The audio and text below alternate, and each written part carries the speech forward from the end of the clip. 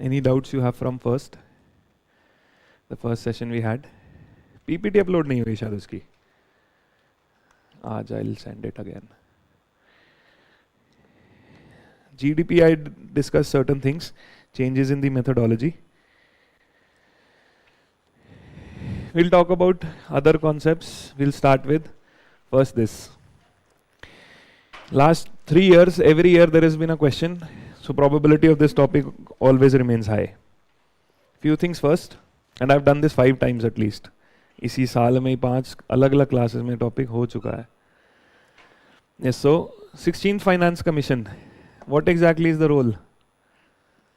Any difficulty level question can be asked. Last year that played a very difficult question. They made it easy by elimination of the option, where they had made a horizontal devolution, vertical devolution, the formula that given wrong. Otherwise they've talked about grants, they talked about horizontal, they talked about everything. And they also asked numbers. So you can go with any difficulty level. Slightly easy this time because 16 Finance Commission ने बहुत कुछ बताया नहीं है. The grants given by 16 Finance Commission are very less in number. Now what is the role of Finance Commission? What is the basic here? State or center, why? Why the distribution of taxes has to happen? See, original constitution mein, article 270 said that the responsibility distribution between center and states is tilted towards center. India has an asymmetric federalism where you have more to the center, and asymmetric का मतलब ऐसा ये नहीं है. Asymmetric federalism is when you have differential powers to the states also, जो article 370 371 में है. The idea here is that article 270 said that since the powers are given more to the center, but state has more developmental heads, whereas center has been given more taxes, more head for taxation. अब वो लगा है नहीं? कहाँ पे?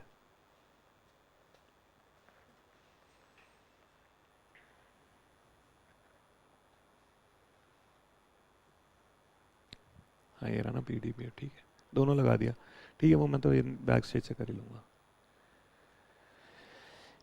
Article 270 of the Constitution said that since center is collecting most of the taxes, but development is done by the state because it is more closer to the people, this money has to be distributed with the state.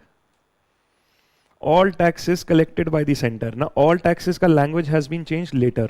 Earlier what was written was that in Article 270, income taxes which are collected by the center has to be paid to the state. They made it all taxes collected by the center through an constitutional amendment. 270 also says there are some taxes which are mentioned in 268 and 269. These taxes will not be shared with the state. What is the language there? The language is that there are certain taxes which were levied by the center but collected by the state. So those are part of 268. Collected by the center or levied by the center but done by the state. 269 said that in case of interstate trade, if the sales tax is to be collected, that will be collected by center but given to the state. So 2 type of taxes which were mentioned in 268 and 269 were that those taxes levied by center but collected by state will not part of 270, and those taxes which are distributed between center and state as part of interstate trade. That is 269. Now listen to this carefully. They have amended this and said IGST ka the component which the center has already given to the state does not form part of the divisible pool. IGST has 2 components. One component is taken by the center and other component has to be given to the state. So this component which has already been given to the state, this will not be part of divisible pool. बाकी centre के पास जो भी taxes आ रहे हैं, whatever taxes the center is collecting, all will be part of the divisible pool. How do we calculate divisible pool? Total taxes collected by the center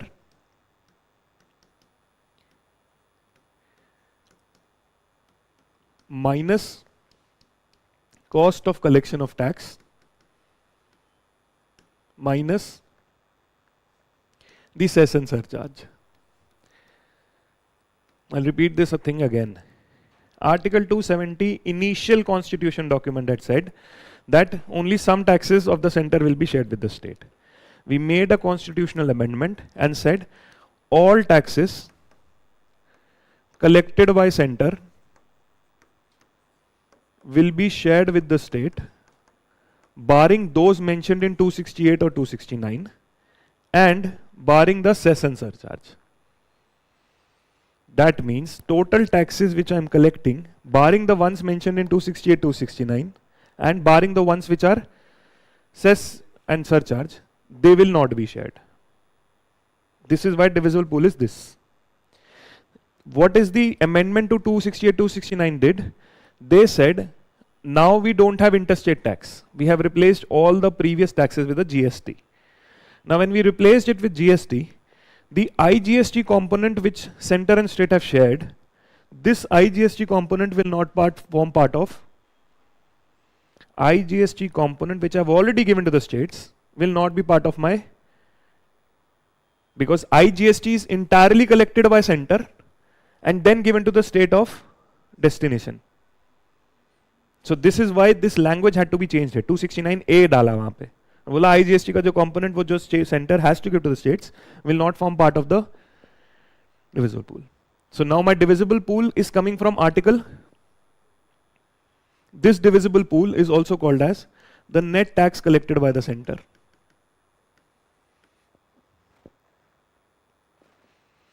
Is it making sense? 270 में सब कुछ लिखा है कि क्या distribute होगा.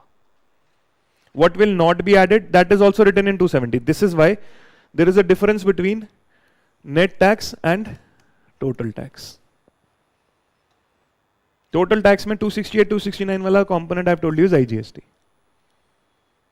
Now, once I calculate the divisible pool, what does the 16th Finance Commission do? Or what does the Finance Commission do? Out of the total divisible pool, the Finance Commission will tell how much center and how much states. This is what they have kept it at 41%. Again, it's only taxes that get added, not non-tax revenue. Center has non-tax revenue also. Administrative fees, commercial services, interest payments, dividends, interest, all those things are not added. The states this year made a request to the Finance Commission that since the divisible pool is shrinking, why is it shrinking? Because state is not collecting a lot of tax from regular sources, it is collecting most tax from cess and surcharge. How does this happen?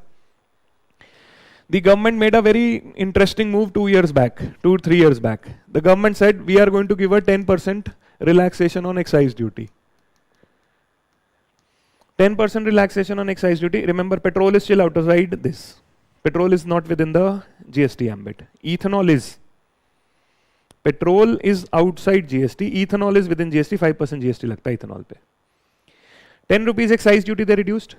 But at the same time, the cess and surcharge on petrol they increased by 10 rupees. So what is the impact on the final price of the petrol or diesel for the end consumer? But what is the impact of this item on this particular head? Automatically your divisible pool will reduce by 10. Why? Because this plus 10 does not come here. Because Constitution says cess and surcharge will not be included. Is it making sense? The idea, you know what is cess and surcharge? Cess and surcharge are tax on taxes. If it is for a particular purpose, it is cess. If it is general, it is surcharge. Can state levy cess and surcharge? The states can also levy cess and surcharge on the taxation heads which they have. So for example, on alcohol, what are the taxes? Manufacturing tax, that is, and sales tax, that is. This is done by center and this is done by, on this component they can levy a,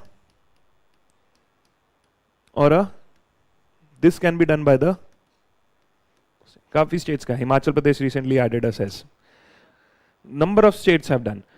On the tax which is done by both, that is GST, for this if you have to levy a cess, this permission has to come from GST Council. जो केरला ने Wayanad flood के लिए मांगे थे, वो GST पे cess लगवाया था उन्होंने, because they had asked for a special permission from the GST Council for a special purpose. That is GST Council will apply. The taxation heads which you have, you are free to do, they are free to do. Cess and surcharge can be both. But whatever center will collect cess and surcharge, this will not go in the divisible pool. Is this clear? Now 141% is there. How will this 41% be shared? How will this 41% be shared? This is what is the principle of the 16 Finance Commission. This is the principle they have given. Now all of the figures here are important, and you also should know how they have calculated this. First, population. Population I think is easy. We know the entire population of the country. Haryana has 10% of the population here. So this particular 10% is going to the Haryana state. How much will be given? 17.5% of the money will be given on this weight. That is population in the entire. That is how you are going to get money. 2011 census, the only census used. What is demographic performance? Reduction in? How? What is the factor do we use here? The Finance Commission 15th had used total fertility rate.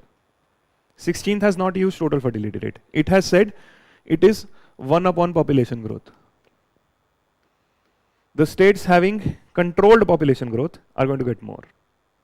So the variable has changed. We are still measuring demographic performance. We move away from TFR, total fertility rate, to 1 upon population growth, inverse of population growth. Area, the state total area as compared to the area of the entire country. Forest, they have used two variables in forest. One, what is the percentage of forest area in the state as percentage of the total forest area in the country. This is first variable. They have used two. The second, they have used increase in forest cover in the last 10 years. Percentage increase in forest cover. So two factors. Earlier it was only percentage of the forest which you have, forest cover, tree cover. Ecology and forest cover is what the 15th Finance Commission said. 16th Finance Commission says forest cover, but two variables. One variable is percentage of your forest as percentage of total forest. Percentage, say Meghalaya has 10% of the total forest of the country. So 10% is what Meghalaya is going to get on forest cover. The second variable for forest cover is increase in forest cover in the last 10 years. So we are rewarding performance also. If you increase your forest area, that will be rewarded. Per capita GSDP distance. What do you mean by per capita GSDP distance?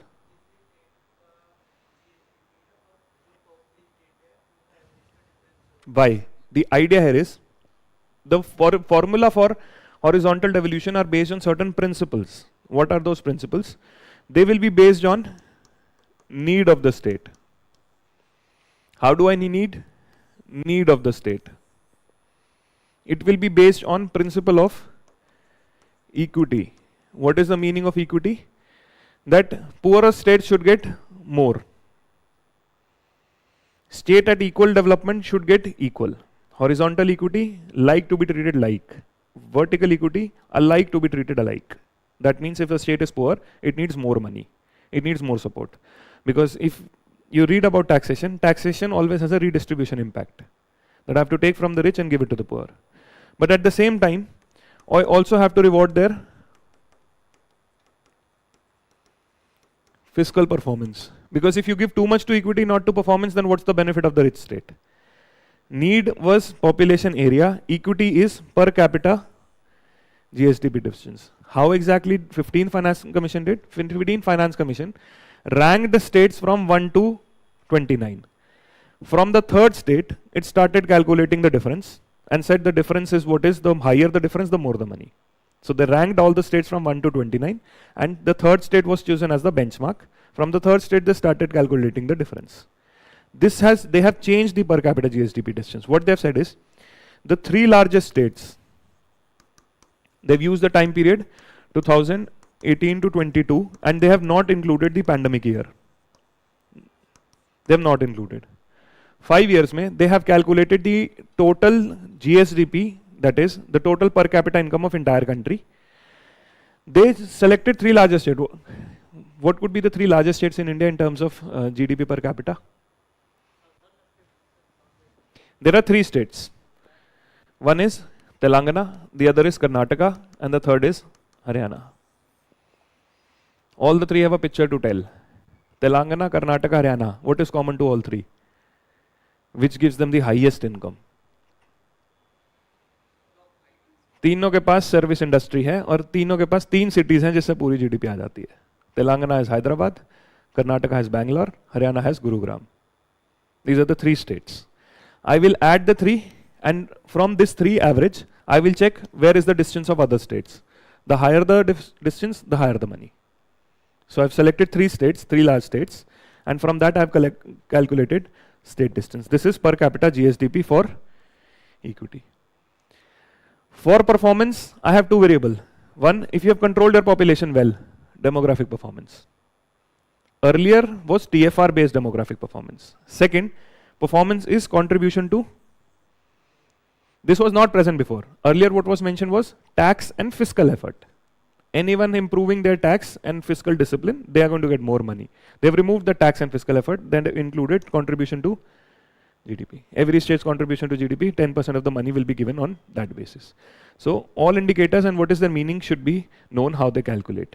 The first one is on population. Demographic performance is inverse of population growth. Area is the area of the state. Forest is 2, percentage forest area in the state. That is percentage forest area, so total forest area of the country. Per capita GSDP distance is the income distance from the 3 largest, Telangana, Karnataka and Haryana. Contribution to GDP is the contribution to the entire GDP of the country. 10% money will be given based on that. This is horizontal devolution. What's the other purpose of Finance Commission?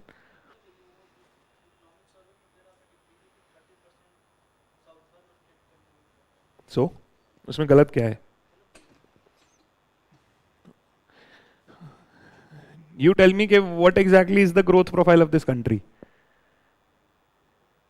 Doubt ये थोड़ा लंबा चला जाएगा. Tell me कि GDP आती कहाँ से है? Then you will be able to know कि 30% तो फिर भी थोड़ा कम नंबर है. It should have been more. Why? You tell me from where the GDP comes. GDP comes from 3 activities. One is agriculture, the other is industry, and the third is service. The highest value sector is where? Service sector. Now tell me how much service sector is present in northern India. Northern India has 60% of the service sector. नहीं, अब वैसे हम regular बात करते हैं. You give me the growth profile of the states. Which states are mostly agrarian states? Agrarian states. UP के capital से you go east. All of this is agrarian. This center part is agrarian. This part is mostly agrarian. Right? Where is industry? Industry, not service. First industry. Industry is here. Industry is here. Industry is here.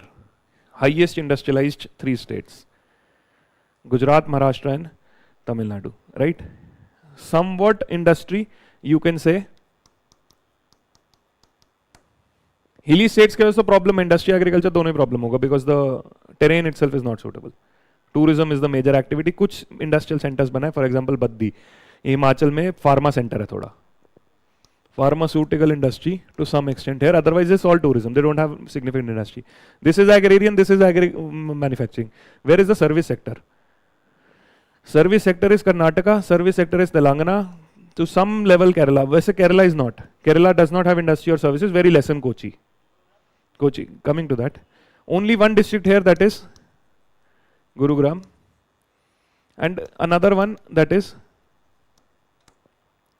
Now from this idea, you tell me कि where exactly is the high value production happening.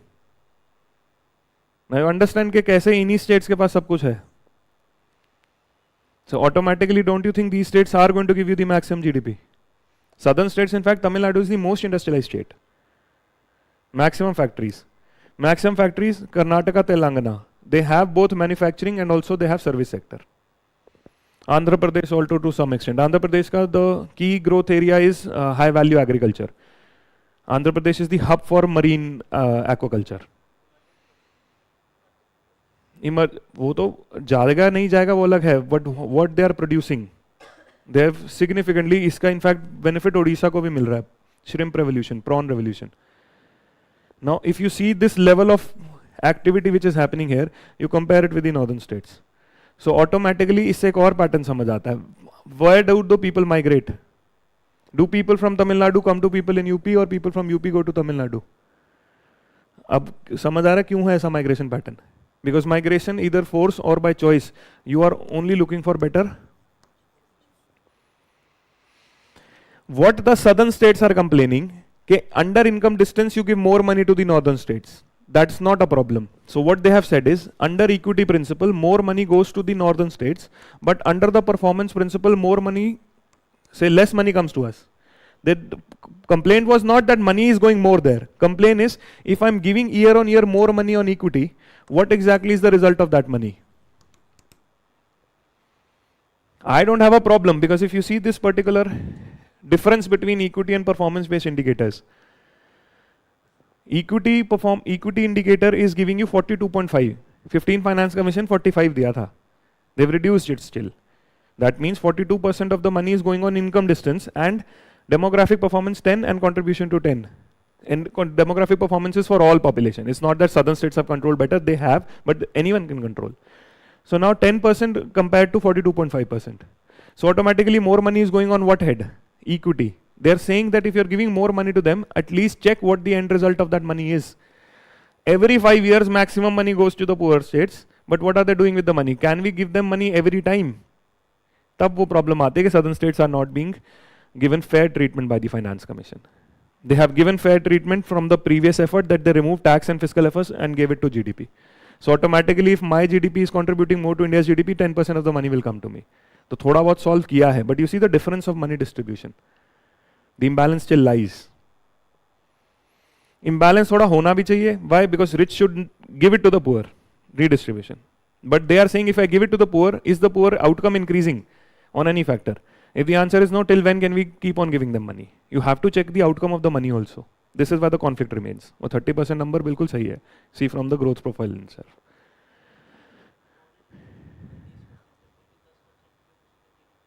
Forest का सबसे बड़ा problem क्या है? Why I am giving money on forest?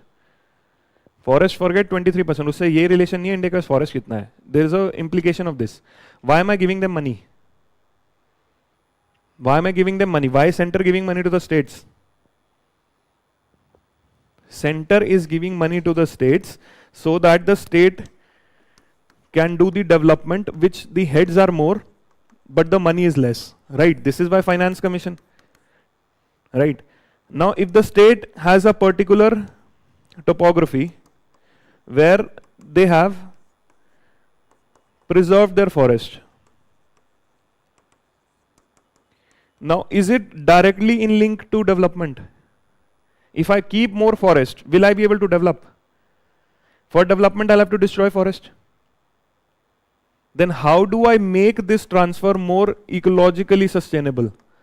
That since this particular state which has preserved forest is facing a fiscal disadvantage, that it cannot create development opportunities because of the forest.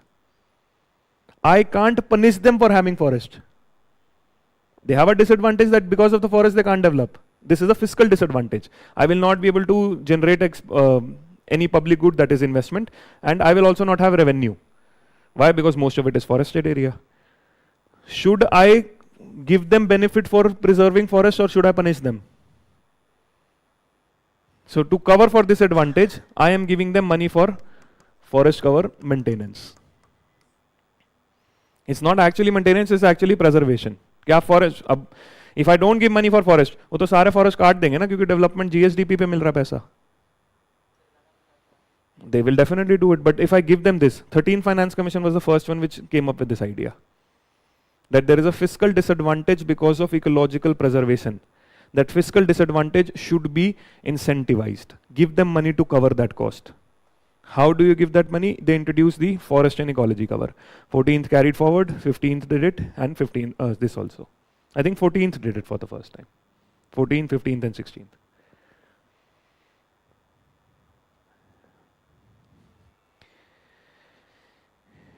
This is the explanation of how they are calculated. Next is grants.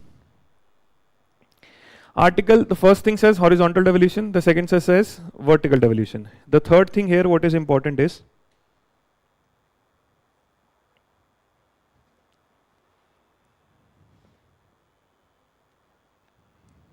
so once you have given money to the states on horizontal devolution, the state share in center taxes, this has been distributed.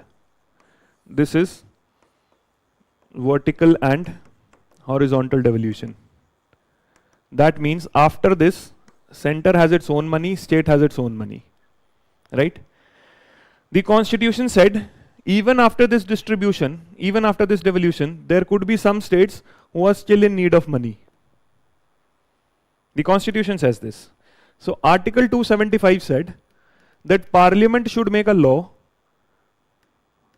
according to which the center should give money to the states in need. Since they said it should be done by law, this was called as statutory grants. We did not frame a law, but instead we asked the Finance Commission to recommend this.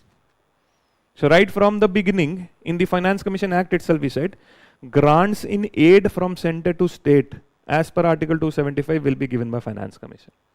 They are going to set the principles. Every Finance Commission has different principles.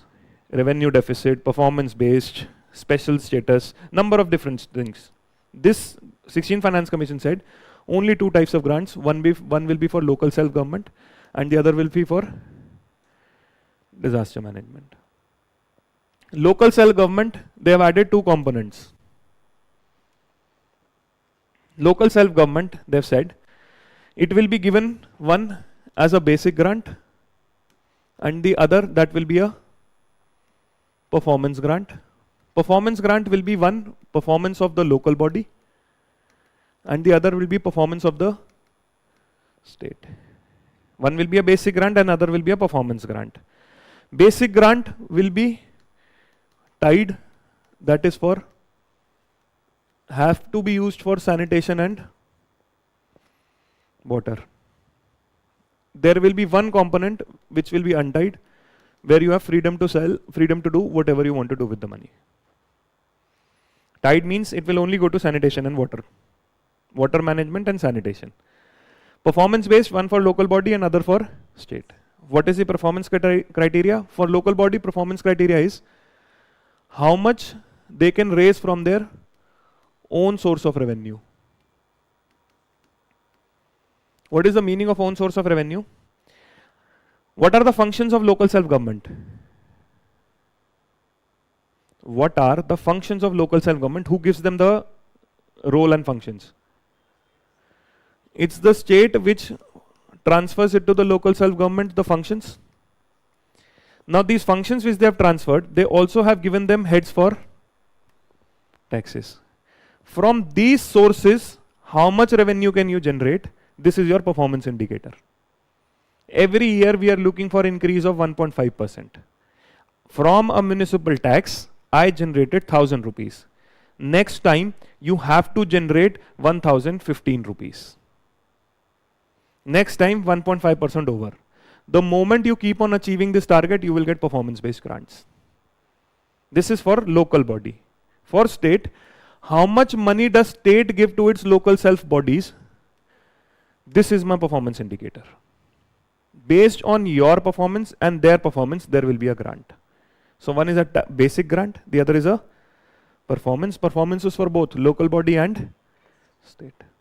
For urban bodies, they have added two more components. One is the urbanization premium. That is, if some states take certain initiative to convert the rural areas into urban areas. For transition of this rural to urban, they have a policy. And second, the peri-urban areas or peri-rural areas are now being converted into urban areas. Jo boundaries hain. Boundaries are made into urban areas. So one, policy for conversion to rural to urban, and second is the peri-urban rural areas to be converted into urban areas. You do this, you get an urbanization premium. And for urban bodies, they have a special infrastructure component, which is for water management.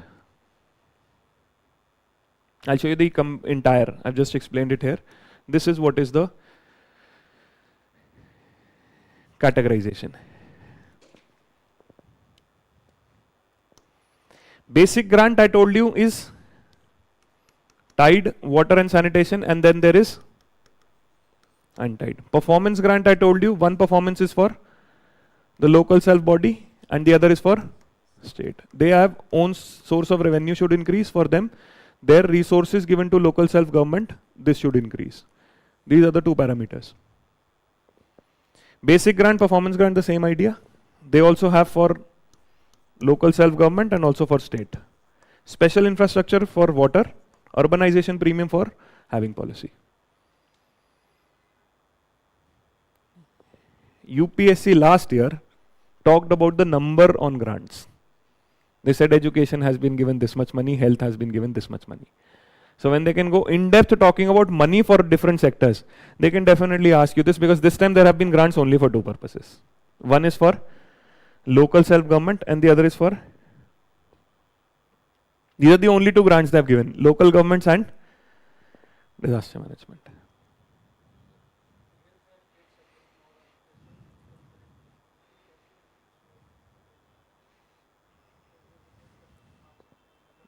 Why not?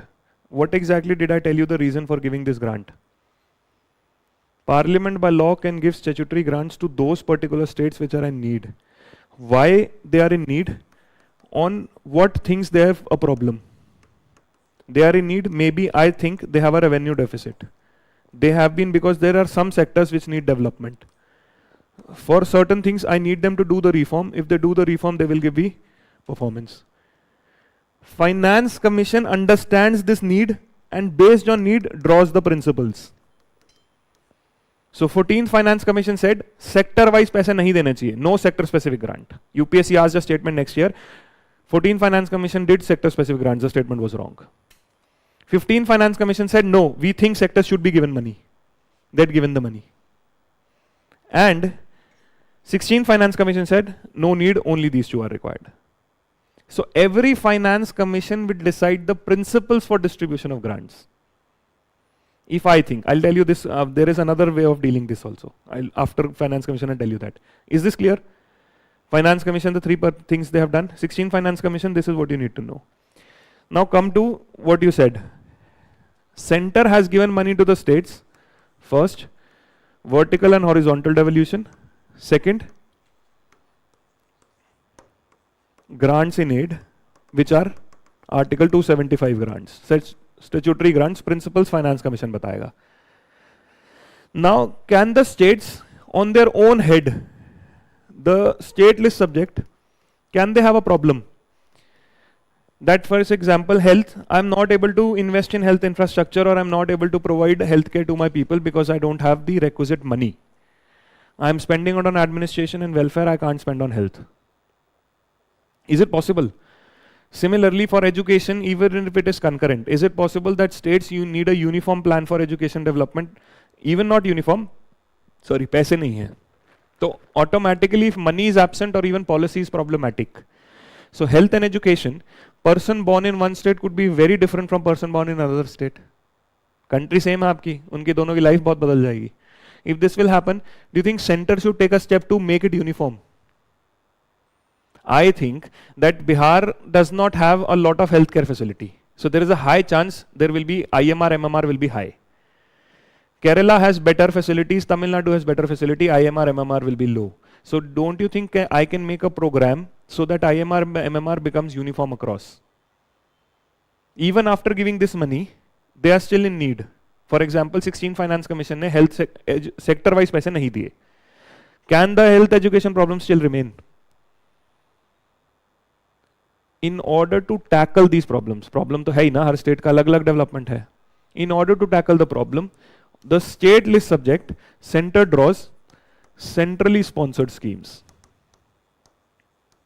in which there is a fund sharing pattern between center and state. 60, 40, 90, 10, depending on whatever factors. But did I help them on state list subjects so that the development of my country is uniform? If you need center's money, this is a tied fund. That means you will have to follow our conditions. Based on the conditions, I got uniform development. So on your head, I'm going to provide you help, but you'll have to accept my conditions for it. This is what is called as centrally sponsored scheme. This is the third way of getting money from center to state. This is a discretion. Center thought we should do it. This also has a constitutional background, Article 282 says center or state based on its discretion can spend money wherever they want. तो centre को ये discretion मिला तो उन्होंने उसके list पे पैसा देना शुरू कर दिया. If you want to accept you do the conditions. You don't want to accept you can say no. This scheme is divided after Niti Aayog into core of the core, where all the states have to agree, core and optional. आप मना भी कर सकते हो. You now get the idea कि why they can do this. This is because Article 282 says they have a discretion. Both center and state, वहाँ दोनों का नाम लिखा है. Second thing, when the center has to spend on its own list. Now center will give money, for example, say sports or defense infrastructure or communication, right? These are all center heads. Now if they are center heads, how will they develop? Center does not have its own area of jurisdiction. Center government बैठती तो दिल्ली में है, but center government के पास jurisdiction तो नहीं है ना कोई किसी जगह पे. That means all states are accordingly uniform for them. On the subjects which is its own list, there they design the fourth type of scheme which is called as central sector schemes, where they give money from the center to the states. The entire center है 100% by center, because they are doing something which is on their own list. But implementation will happen in the states. So money will come to the states. From where will the money come? Center. BSF ने wiring करनी है Bengal border पे with the border with Bangladesh. अब वो border तो वहां पे है, वहीं पे पैसा जाएगा. तो वो ये, is it making sense? So there are four ways of giving money. Two are these which are decided by Finance Commission. Two are these which are decided by Planning Commission. Used to do this before. NITI Aayog आती, planning commission हटा, जब नीति आयोग को बोला इसको design करो. For example, we want healthcare to be given through insurance. Design a scheme. They said Ayushman Bharat. Ayushman Bharat implement करो. States को बोलो अगर ये चीजें करेंगे तो पैसे मिलेंगे. Centrally sponsored. Do this condition, get money. Rural development scheme, MNREGA. Fulfill these conditions, take this money. वो तो सब फिर हो गया ना उसमें. The centrally sponsored idea, some broader idea and understand, वो तो फिर schemes को place कर लो. What I want to convey here is that the state list subjects are mostly centrally sponsored scheme. Concurrent list भी यहीं आता है. अपनी list वाले वो यहाँ spend करते हैं mostly. Concurrent भी कर सकते हैं यहाँ पे, but अपनी यहाँ पे state list का यहाँ करता है. Is this clear how money is given? Coming to the second improvement, the second thing that changed here.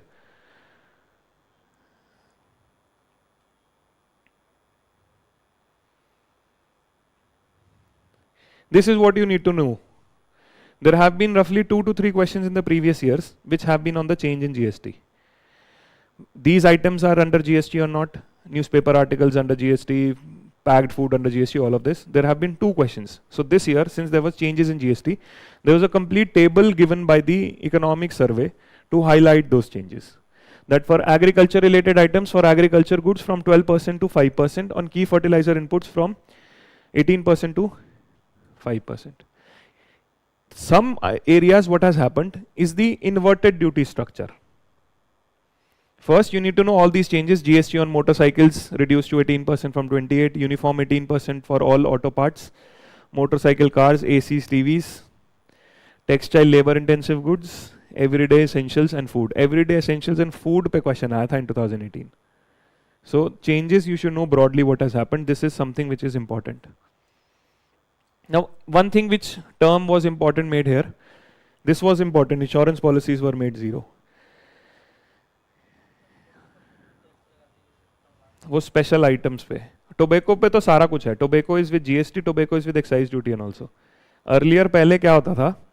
Before GST, center was given the head of excise duty and states were said that you can tax, they had to tax manufacturing and state had to tax sales.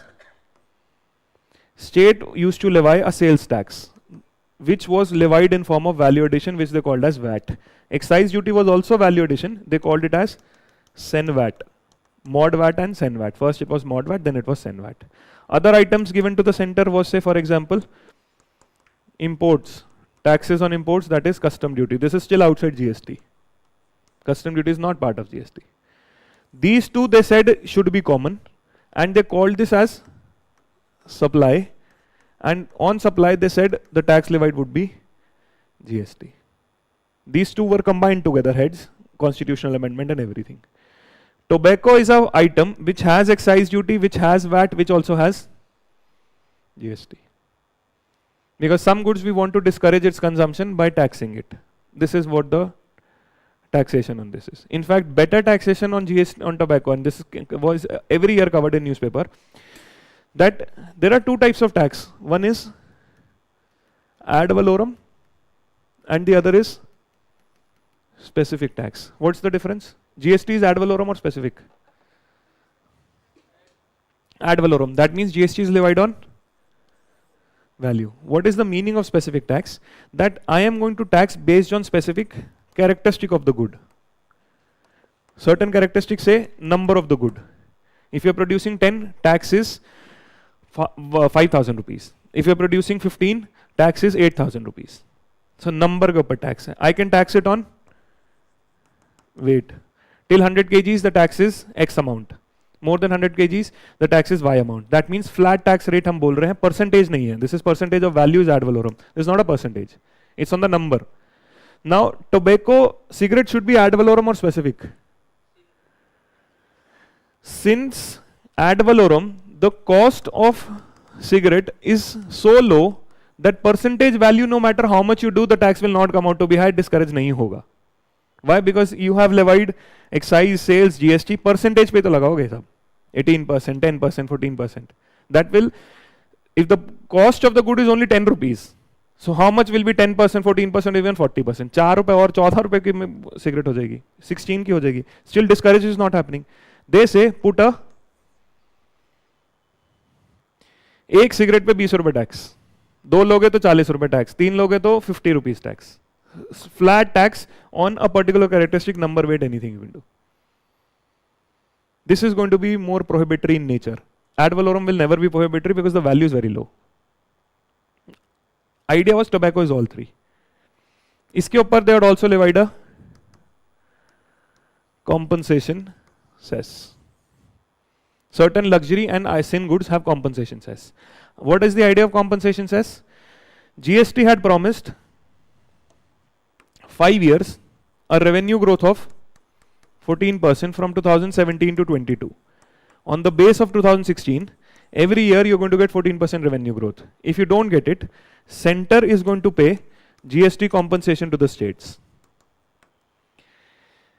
If center is going to pay GST compensation to the states for 5 years, and how will they collect this? So I promised you, if your tax in 2016 was 100, next year it is going to come out to be 114.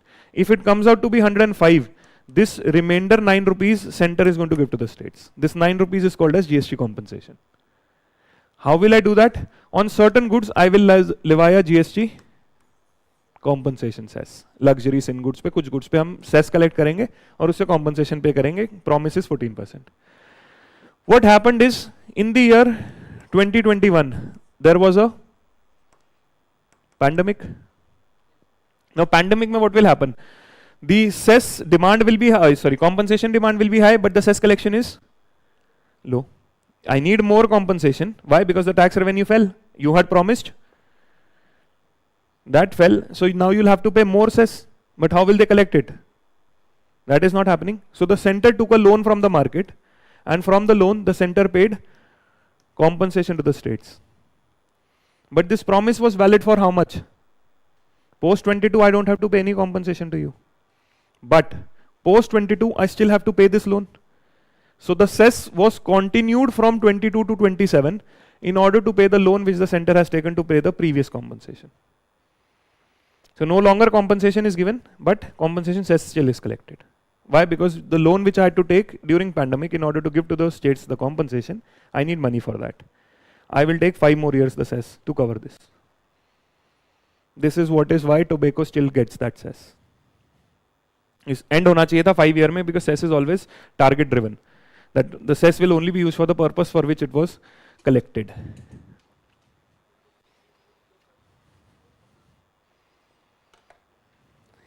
You tell me, what is sin? एक idea होता है merit और non merit good का. Merit good का meaning is that the good is actually benefit for you.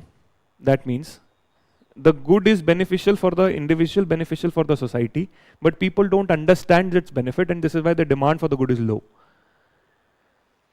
People don't understand the benefit of education because they think 20 years of education they might get a degree or not, they might get a job or not. So better is, why not the child starts working from today itself. Now when this happens, will the demand of education in the society be low? If demand on the society is low, is this a good thing for the society in the longer run? So the state helps subsidize or give it for free. This is called merit good. I need to increase production of merit because people may not be understanding its demand. Similarly, there could be some goods which you are consuming knowing it is bad for you or not knowing it's bad for you. A lot of people might consume cigarette, might consume other forms of tobacco and think ये बीमारी किसी और को होती है, हमें तो नहीं होती. That means some goods the demand is more, even when the good is bad for you. This is sin good. Non-merit goods where the demand is high without appreciating the full impact of the good. Merit goods are those where the demand is low, not being able to appreciate. For merit, I have to promote its consumption. For non-merit, I have to reduce its consumption. So how will I do that? For merit, free education, free books, free school. For non-merit, higher taxes. Higher taxes, 80% packaging. No advertisement. If the advertisement will come, it will come with a caution. All of these are what? These are sin goods, non-merit goods. I want you to reduce their consumption. So I'm telling you this is a bad. Telling you this through financial means, telling you through nudge. The nudge is the 80% of the packet should be a cancer photo. That you can be killed from this. Same thing, every sin good I can do that. तो इसलिए इसका tax बढ़ा दिया सब.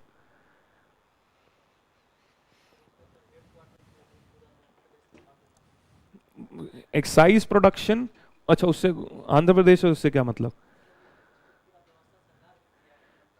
नहीं, that is a product which is highly regulated. Excise है उससे पहले. The cultivation of tobacco is government approved. There are 5 activities which are still controlled by the government in terms of licensing. Licensing होती थी सब activity की फिर 1951, the industrial development regulation act of 1951. They reduce the licensing to 17 items post 91 reforms. Then they have reduced it to 5 items, which still require a government license to produce. You can't produce without a license. Tobacco is one of the products. Tobacco, alcohol, all of these products you need a government license. ऐसे कोई भी farmer tobacco नहीं produce कर सकता. Excise you need to take a permission first. उससे आंध्र प्रदेश से क्या लेंगे? वो तो favorable area whatever you can do.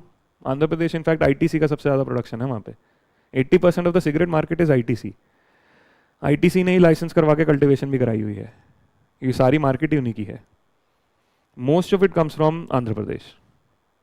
यहाँ पे भी है बहुत less cultivation. सहारनपुर में there's a processing factory where they roll the cigarettes. That is also a huge operation. And this factory of Saharanpur is 1925. 100 साल हो गए इस factory को. Imagine how many factories in the country are surviving for 100 years. बताना पड़ता लोगों को कि गलत है. तब भी factory 100 साल चल गई है. What is inverted duty structure? Inverted duty structure is ideally used in external sector, where they say the taxes on finished goods should be more than raw or intermediate. What is the meaning here? Why taxes should be more on finished as compared to raw and intermediate? When I say tax, I'm talking about custom duty. Why tax on finished should be more than raw? Because if this is tax is less, I will bring this in my country and I will able to process in finished. But if this tax is more and this is less, I will bring this finished as a directly import. That means this value addition will never be able to happen in my economy. So one of the reasons why we have too much imports from outside, because for certain products we have inverted duty structure. India has a huge import dependence because the raw material has high taxes as compared to finished good. It is not just because of duty, it could be because of non-tariff barrier also. Recently, government removed quality control orders on a lot of raw material coming from outside. Textile products में I am not stopping them by having high taxes, I am stopping them through non tariff barriers by imposing a quality consideration on them. Government recently last year has withdrawn a lot of quality control orders so that these raw intermediate materials can be bought from outside at a cheaper cost. This was acting as a non-tariff barrier. Tax तो is directly tariff barrier, inverted duty का problem है. Now same thing can happen in GST also. This happened after the change in GST. Can it happen that one particular person who's producing an output, his GST is 5%, but the input he's buying, the GST is 18%. Then in this particular case, how will he claim the input tax credit? What is the concept of input tax credit? The taxes which are paid on the raw material will be returned to you. Why? Because I only want to tax your value addition. That's the only purpose of GST. Center has its own VAT, SENVAT, state had its own VAT sales tax. But they did not have any ITC sharing between them. So GST said make it one. Everyone will get ITC. But if this is 18%, this is 5%, how will you get the input tax credit? This is what is the problem of the new introduction, that a lot of these changes on input and output have been made, which have created a problem of inverted duty. And the rules for claiming of ITC have not been made clear. How will the government give more taxes here? Input पे ज़्यादा कर दिया, output पे कम कर दिया. Input tax credit का issue हो गया. Now coming to the other issue, this was fiscal policy, mostly our basic fiscal policy only.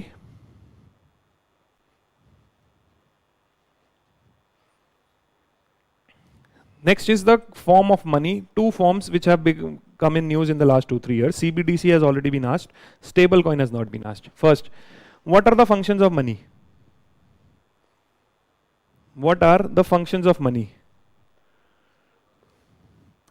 3 things. 1, money is used in exchange, money is used in accounting, measure value, and third is money is store of value. Now only focus on this function, that is money as store of value. Now if money is acting as store of value, that means you need it for exchange today, you also want to exchange it in future. You can only exchange it in future when the value remains stable. Now, right now, what is the form of currency we have?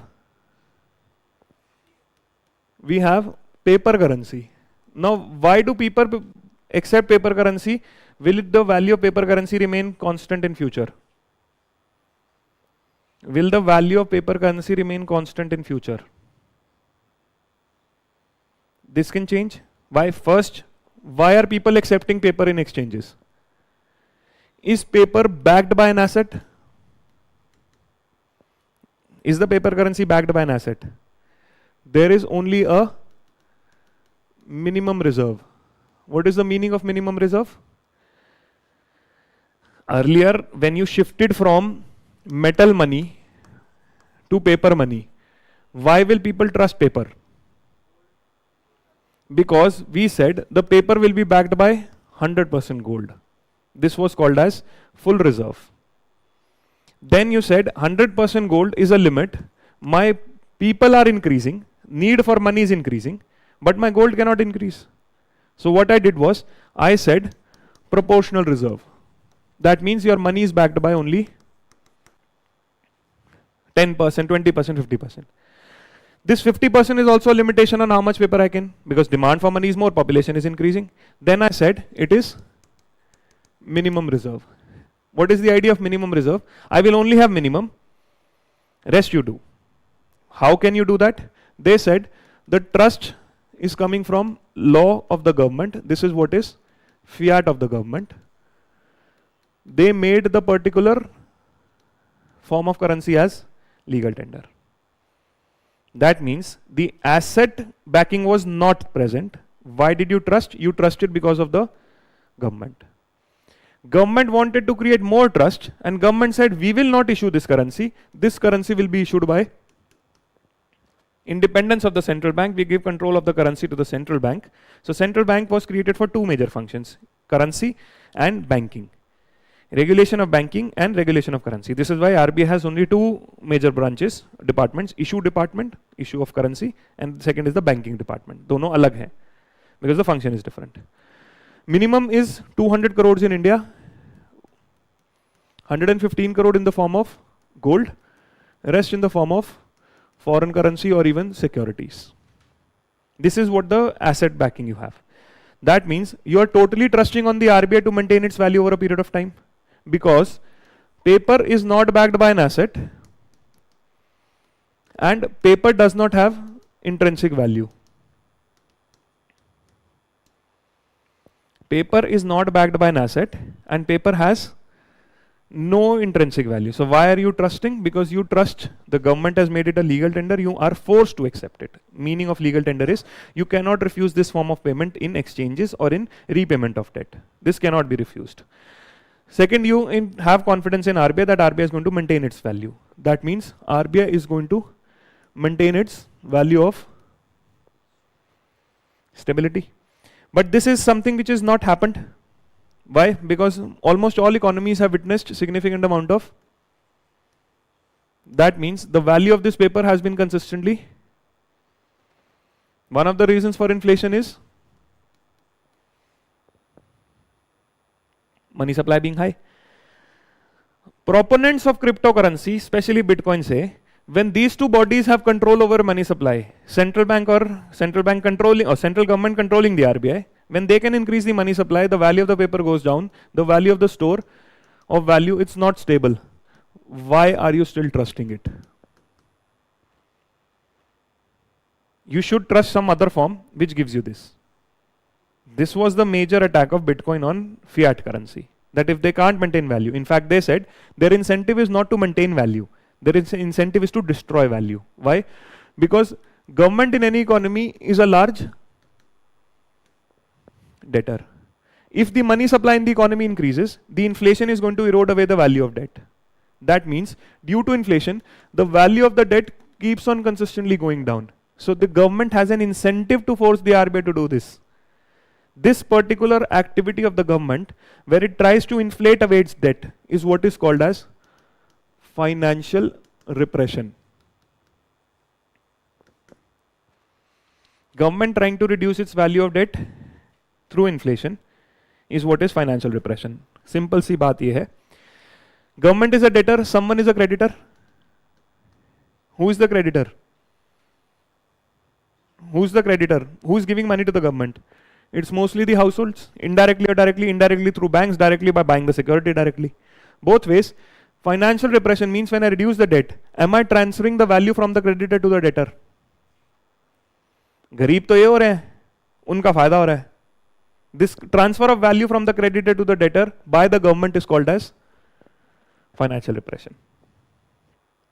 They're transferring away the value by not keeping the inflation in check. Their value of debt is going down. So you are losing, they are winning, even when they have taken your money. This is what is the meaning of financial repression. Now Bitcoin said, why are you trusting this? Trust this particular instrument. They said, we will replicate every feature of gold which you had trust in, but the only thing is, this is going to be cryptocurrency, online, digital only. This is why Bitcoin was called as digital gold. It was only Bitcoin, not everyone. How will you do that? Bitcoin said, just like supply of gold is limited, supply of Bitcoin is going to be limited. Maximum units are already done. Just like mining of gold is difficult, similarly, mining the supply of this particular coin is going to be difficult. You are going to solve significant amount of cryptographic puzzles, and these puzzles, as you solve more, for example, as you mine gold more, it gets difficult to mine the next step. So जो ऊपर है वो मिल जाएगा, but उसके आगे mine करना मुश्किल है. Or even in water when you mine, it's very difficult to mine gold. That means the first initial is going to be easy, but as the mining happens more, that means the puzzles will get stronger, will get harder to solve. Harder to solve would require significant amount of computation power, which will require significant amount of electricity. Same feature of gold. Gold supply in the earth is limited and gold mining is difficult. The cryptographic puzzles are going to make it difficult. That means I have made a particular unit which is scarce. Why scarce? And what is the benefit of scarce? Meaning of scarce is its supply is stable, which means its value is stable. How does supply make the value stable? From where does the value of money come? From where does the value of money come? Value of money comes from supply of money in relation to supply of goods and services. This is what gives value to money. Very simple example. If I have 2 chairs in the economy and I have 200 rupees note, what is the value of 1 chair if only these 2 things exist?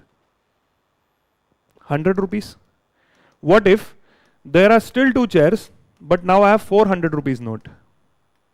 What is the value of 1 chair? 200. That means when the money supply increased, output remained the same, the price level has increased. Or you can say value of money has gone down when the supply of money has gone up. Value of money comes from supply of money in relation to supply of goods. Goods नहीं बढ़ेंगे, quantity बढ़ जाएगी money की, तो money की value कम हो जाती है. Reduction in value of money is nothing but inflation. So when money supply increased, output did not change, price level increased. Opposite happens, you destroy 1 note. The chair gets expensive, the money value will rise. Is this making sense? Now in this case, that means I need control over. Problem यही थी कि central bank supply बढ़ाता जा रहा है. If central bank is increasing supply, value is going down. How do I control the supply? They said the supply is controlled by keeping it limited and mining making difficult. That means I solve that problem. Second, how do I create trust?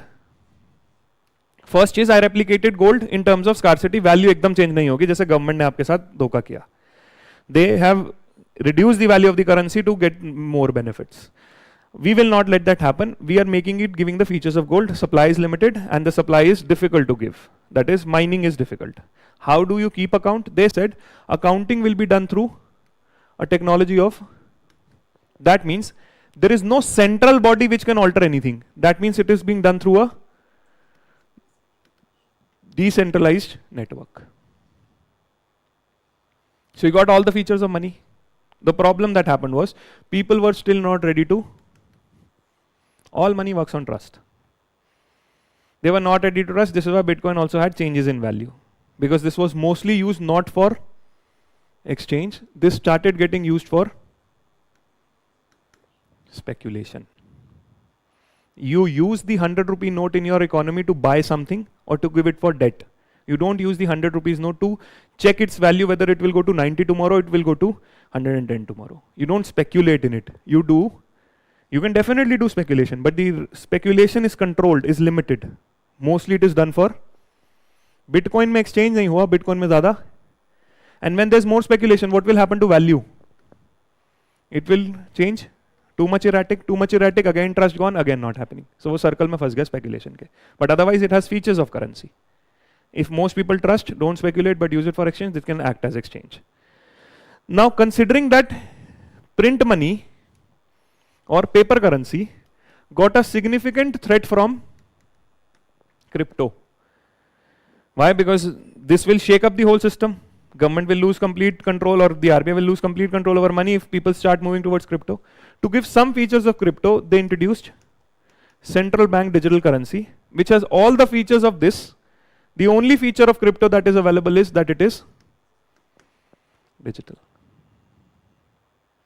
This is why central bank digital currency. The RBI has launched CBDC in 2 forms. One is retail and the other is wholesale. Wholesale will be used only by banks or large financial institutions. Retail is for public, everyone. How will you use it? How will the use happen?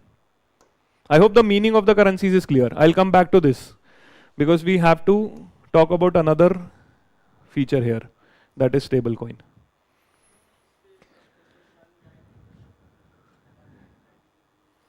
That's the perfect currency which can happen.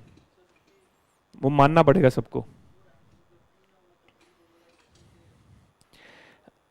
बिल्कुल बिल्कुल. SDR is the perfect form. In fact, Keynes ने एक idea बनाया था. He said everyone globally should come together and create a currency for global trade. He called it Bancor.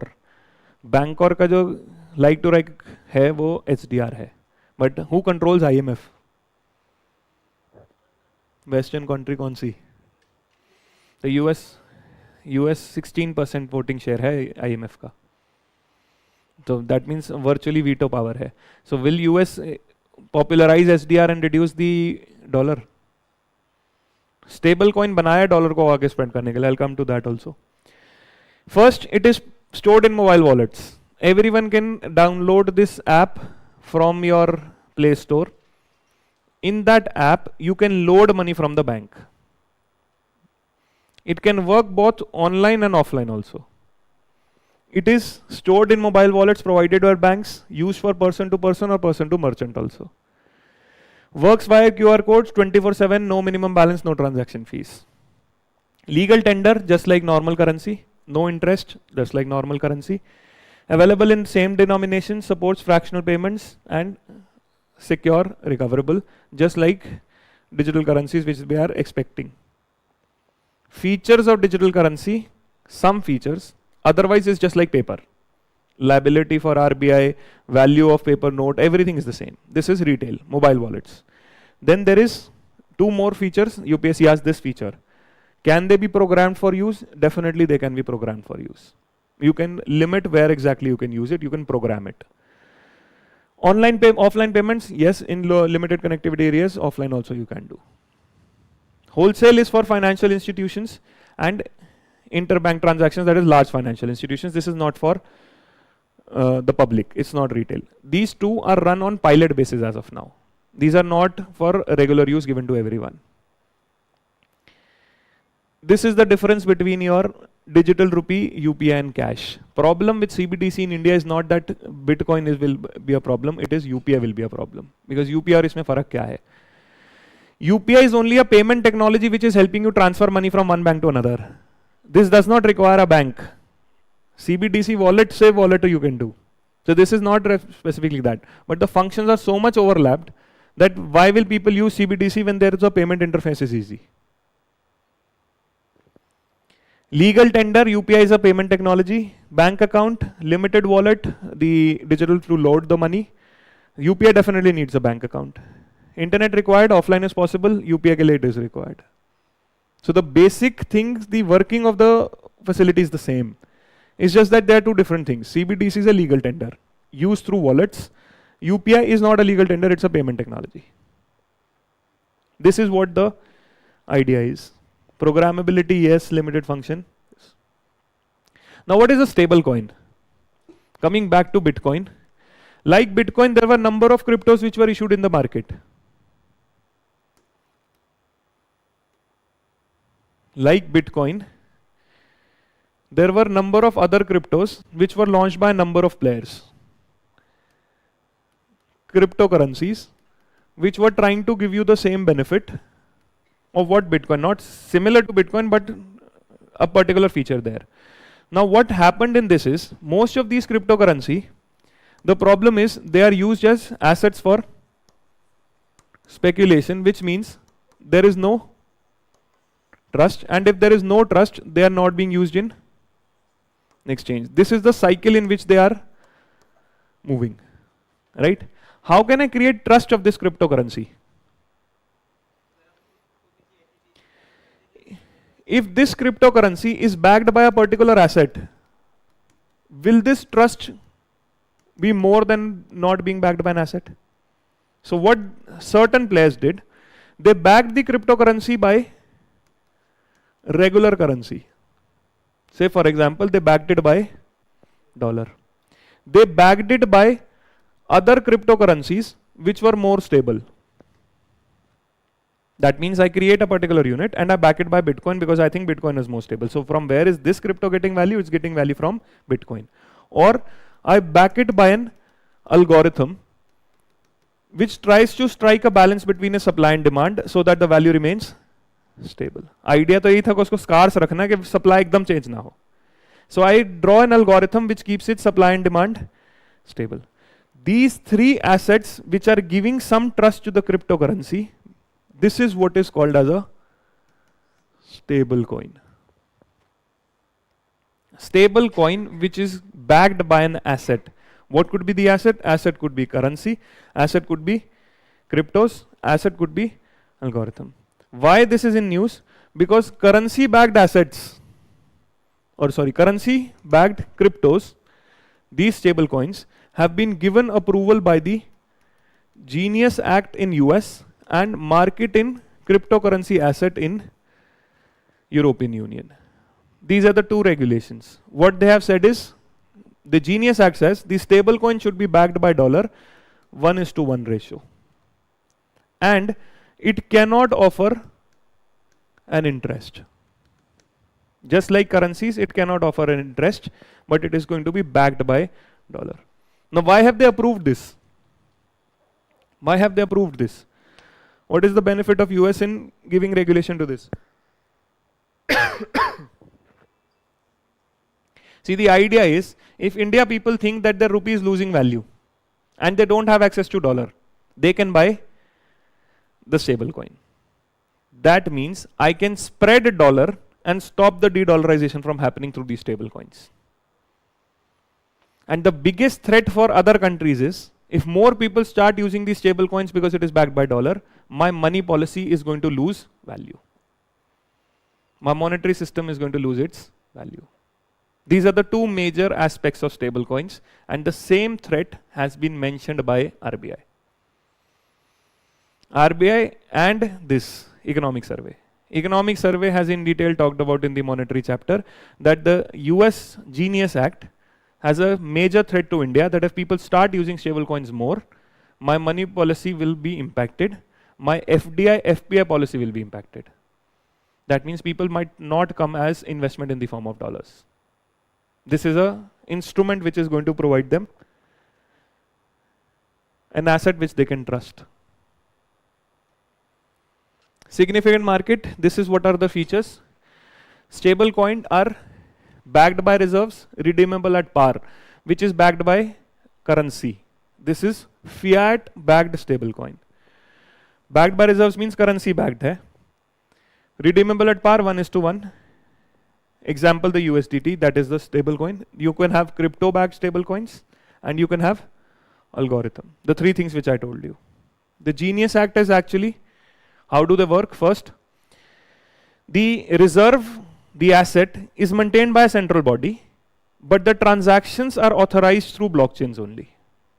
That is, transactions will still be on blockchain, but the reserve backing will be done by a central authority. This is how it is going to work, where transactions validated by decentralized consensus. This is what is the meaning of blockchain. No central clearing intermediary required because it is a blockchain decentralized ledger. Issuance and redemption, centralized issuers which are going to maintain your reserves. Use cases, you can use it for trading in crypto markets, you can use it for payments and commerce, you can make cross-border payments. This is why you are creating one where everyone has a trust. All of these things can happen. Dollarization in emerging markets. This is the major benefit of US. I can spread these stable coins in other countries. People start using them because of their trust in the dollar through the stable coin. This is the biggest benefit of US. Some issuers can have interest-bearing variants, but what regulation has happened, there's no interest. So the Genius Act says there will be no interest. Benefits and all, you can read same here. Benefits and risk. The Genius Act says you need to have full reserve backing. It has to be backed by asset, money or money-related assets. The same thing has been done by interest payments prohibited, the same thing which we said, no interest, by the European Union Market in Cryptocurrency Act. Are stable coins allowed in India? Are crypto coins allowed in India? So how is stable coin not allowed, crypto allowed? Cryptocurrencies, the use is not regulated as of now, but the capital gains are taxed. All of them are called as virtual digital assets. Stable coin is also a virtual digital asset. इस पे same वो 30% tax लगेगा और TDS कटेगा. It's a like NFT, like crypto, stable coins are also taxed in India under virtual digital assets. Next, the RBI. Here, functions of RBI are more important, then I'll tell you its balance sheet. What does the RBI do in the economy? Let's talk about the functions first. What does the RBI do in the economy and where is it mentioned? Supervising the financial system, more specific. Banker to the banks. First function is issue currency. In what form?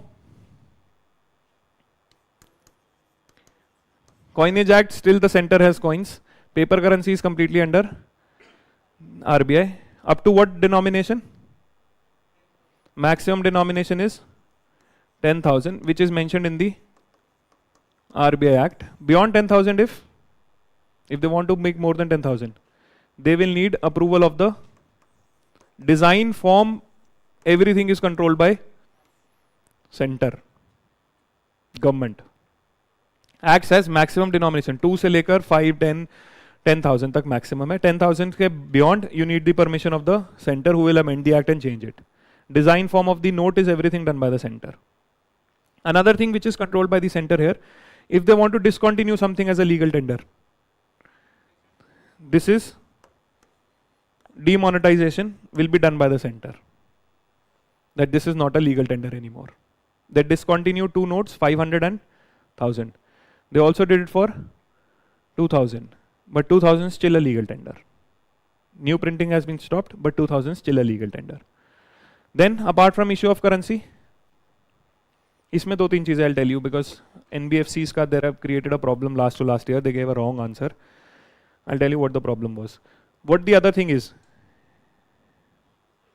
before regulation of banks,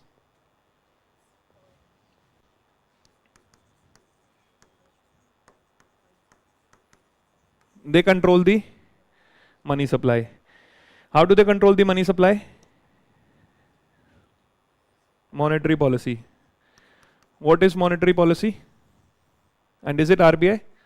Monetary policy is now Monetary Policy Committee. How do they control, or what does the Monetary Policy Committee say? First, objective is price stability plus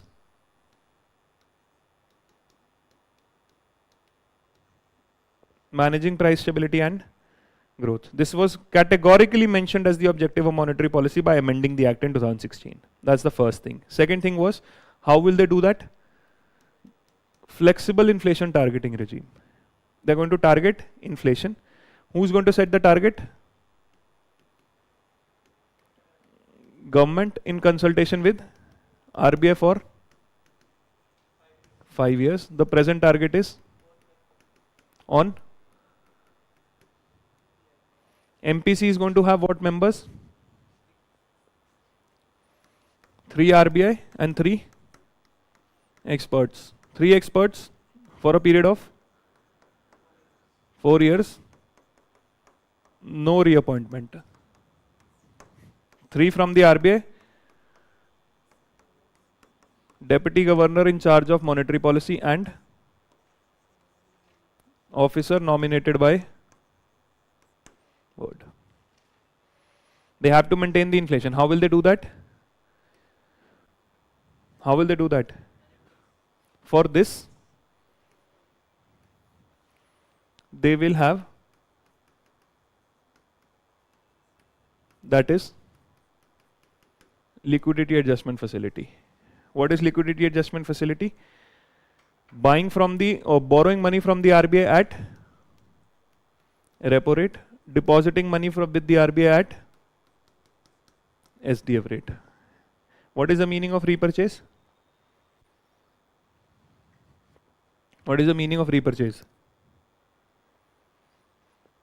RBI is going to take government securities which banks are asking that we are going to repurchase. What is the time duration for repo? It's 1 day. Post-pandemic, there were 2-3 steps which were taken in order to support the repo operations. they were taken this year also. One is variable repo rate options. Difference between repo rate and variable repo rate is, this is fixed by the MPC, this is auction by the banks. They participate in auctions. Why is this done? Why is this done, variable repo rate auction? The repo rate is changed in order to achieve the objective of monetary policy. This is my primary target, but my operating target for monetary policy is weighted average call rate.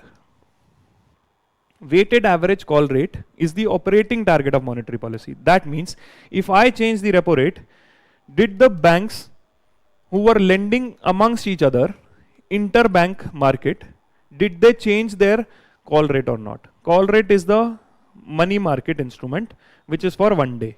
So if I am changing the repo rate, is there an impact in the weighted average call rate or not? This is transmission of policy. इसलिए वो primary target होता है, ये operating target होता है. Can it happen that the targets, fixed repo rate and operating target have huge differences?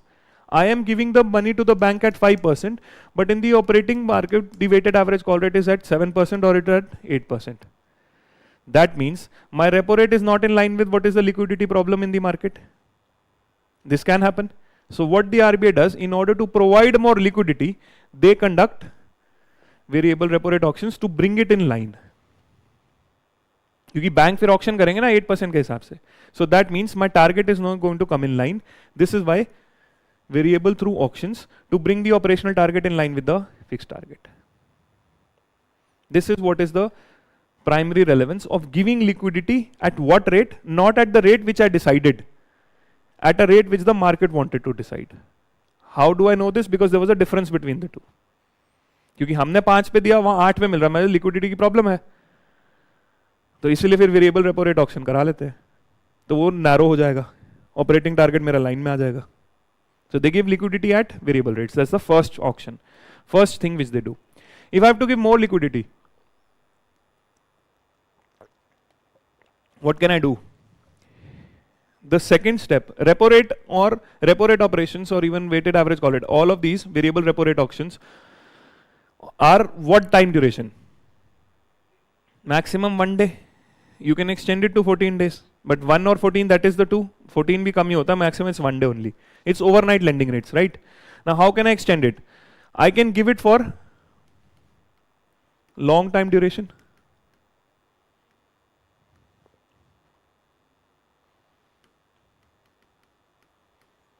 The long term repo rate auctions or long term repo rate operations. Giving money for,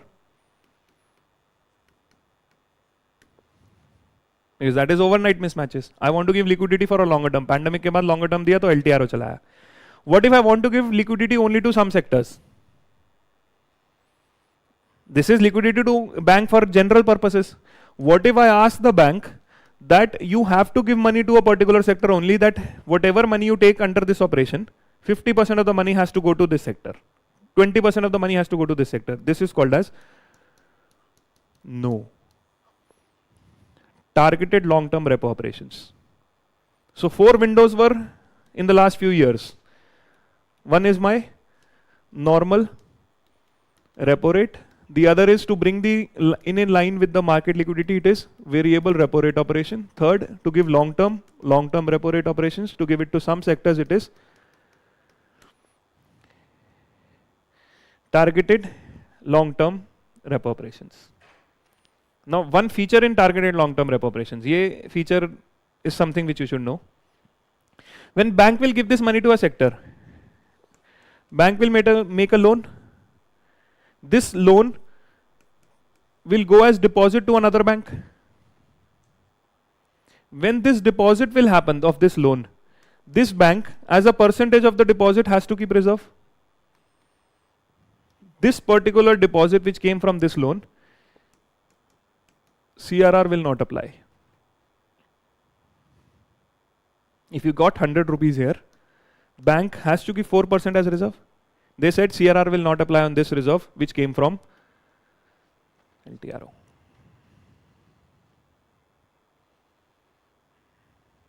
idea थोड़ा वैसे ऐसे चलता नहीं है. Let me just add one more variation here. How do bank creates, just to talk more on this, you just have to remember this line. How do bank create loans? उससे ये चीज समझ आएगी सिर्फ. How do bank create loans? Through deposits. The idea is that bank will get a deposit, right? From this deposit they will keep a reserve, and from this they are going to make a loan. More the deposits, more the loans. This is what is our conventional thinking. This is a conventional thinking of loan making. This is called as loanable funds theory, which says if you will have funds, you will be able to loan them. This is how money gets created. ये conventional thinking थी. जो present thinking है, including the thinking of the RBI, it's most important. Bank of England few years back published this in a research paper. They said this thinking is wrong. This does not happen like this. What happens is bank creates a loan electronically, and this loan acts as a deposits in an own banking system. How? मैंने 1 लाख का loan दिया. कैसे दिया? 1 लाख का मैंने deposit बनाया, उसके तभी विड्रॉ कर पाएगा. That means loans create deposits and not the other way around. If loans are creating deposits, then whatever loan bank is giving out of the money which they have taken from targeted long-term repo rate, this deposit which they have made in of 1 lakh rupees, you will not have to charge CRR. मैंने एक step added बता दिया कि ये loan deposit किसी और bank में जाएगा तो उस डिपॉजिट रेट पे CR नहीं रखना. एक्चुअली वो सेम बैंक के लिए होता है. Just to remember this, the present convention of loan making says loans create deposits and not the other way around. So under targeted long-term repo rate operations, CRR is exempt. Now you should understand हम loan पे CRR की बात क्यों कर रहे हैं. This is a statement mentioned in long-term repo rate. This is why you will understand one thing. If there is a credit deposit ratio in the country, can this credit deposit ratio rise even when deposit growth is slowed? Can the loan to deposit ratio rise if the deposit ratio is slowing? India में पिछले 3 साल से हो रहा है ये. Credit is rising but deposit is not. तो ये कैसे हो सकता है अगर आपकी थिंकिंग ये है कि डिपॉजिट के बिना क्रेडिट कैसे होगा. बट अगर आपकी थिंकिंग ये है फिर हो सकता है ये credit is rising, I am giving more loans, but deposits are not. Why? I created a loan of 1 lakh rupees. This loan is being used in the economy, but this is not coming as deposit to the bank because loan creates deposit, not the other way around. I know it is very difficult to accept it, but actual money theory says this, and RBI also accepts this, that loans create deposits and not the other way around. बहुत analysis and whatever we have learnt is based on this theory. This is why post 2019 there is no question which has come on money multiplier. आएगा भी नहीं. आएगा तो फिर यही theory use होगी. Because actually money creation का theory ये है. ये बैंक को तो सिर्फ लोन ही क्रिएट करना है ना, वो तो पेपर ऐड ही करना है अपने अकाउंट्स में. They don't have to find the deposits for it. They create the deposits from the loan. In this theory, what is the restriction on how much money you can make? This theory says restriction is how much reserves you have to have. इस theory के हिसाब से तो reserve ज़्यादा होगा तो money कम create होगा. This is what conventionally we read. This theory says it's not the reserves actually, it is my capital adequacy ratio which constrains money creation. Why? Because I will have to keep capital as a percentage of my risk-weighted asset. तो मेरे loans का एक percentage मुझे रखना है अलग से. So capital adequacy ratio is constraint of money making. In this theory, reserves are constraint on money making. You should know about both the theories so that if the question comes from this theory, you can address. If the question comes from this theory, you should know that this theory will apply. Idea is understand both theories. Question can be based on both. You should know which to use when based on the question. ये question में credit deposit ratio कैसे बढ़ रहा है, deposit slow है, ये बढ़ सकता है, ये थ्योरी यूज हो रही है.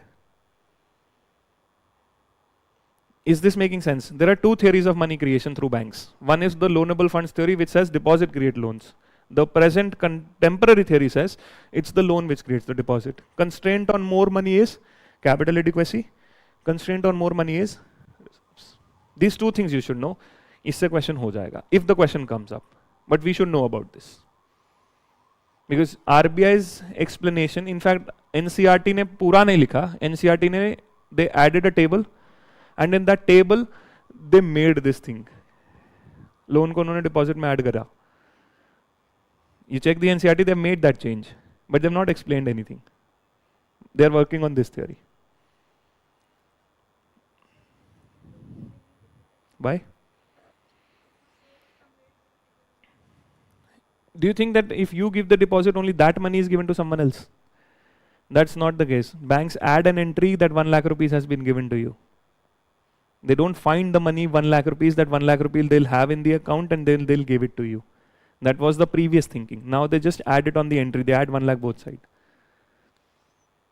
They have to create electronically.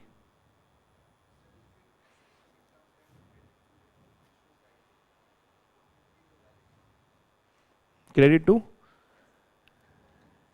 Banks are making more loans. People have more demand for money. Consumption investment is increasing. Interest rate is less. So many things.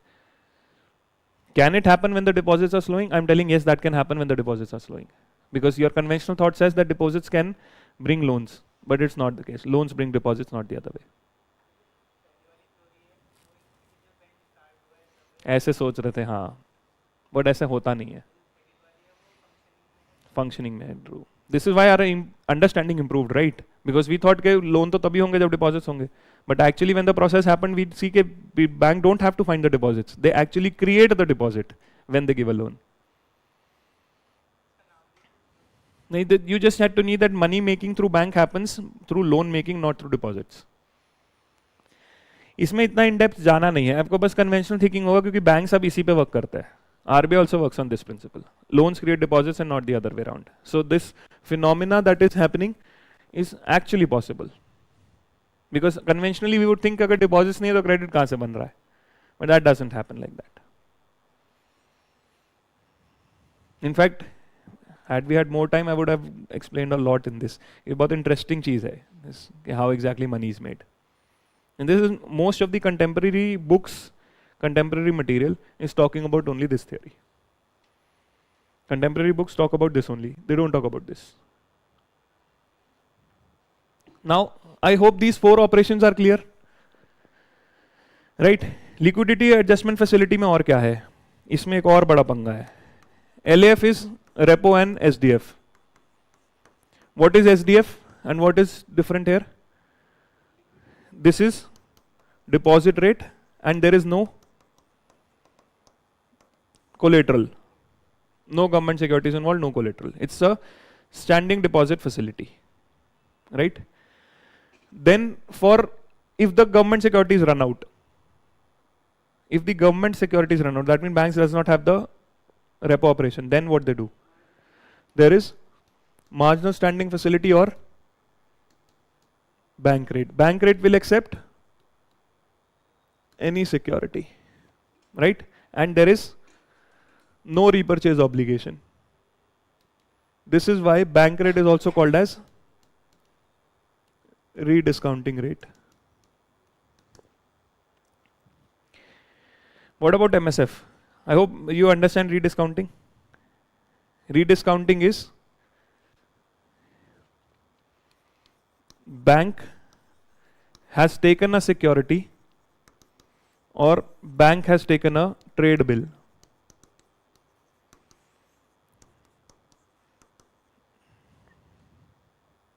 A has given money to B, or A has delivered goods and services to B, B has not paid. Instead, it has issued a commercial bill or a trade bill that I have to give you money. Let us assume this commercial bill or trade bill is of 100 rupees. Now A needs money. A does not have money, A only has a security. A can go to the bank and take a loan. They can give this and discount this. That means I'm giving you an asset of 100 rupees. In return, you give me 90 rupees. bank has discounted the security. Bank did not charge an interest rate, discounted the security. कि 100 rupees का asset 90 में ले लेता है. 90 is what the money you required. This 100 rupees security is kept with bank, which they discounted. When bank did not have government security for the RBI, bank will give this security to the RBI is now going to rediscount this. What is the rate at which it is going to rediscount? This is what is bank rate.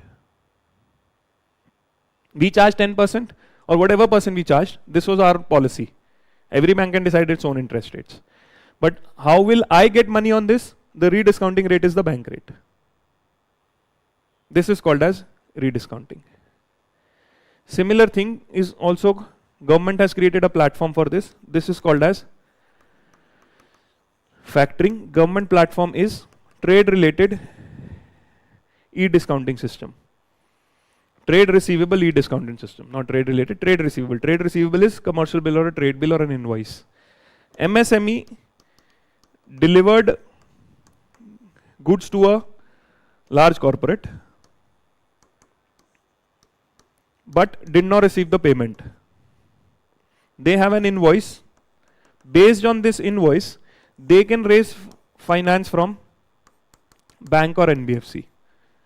The NBFC which deals only with this are called as NBFC factors. This is called as a factoring business. That is invoice based lending.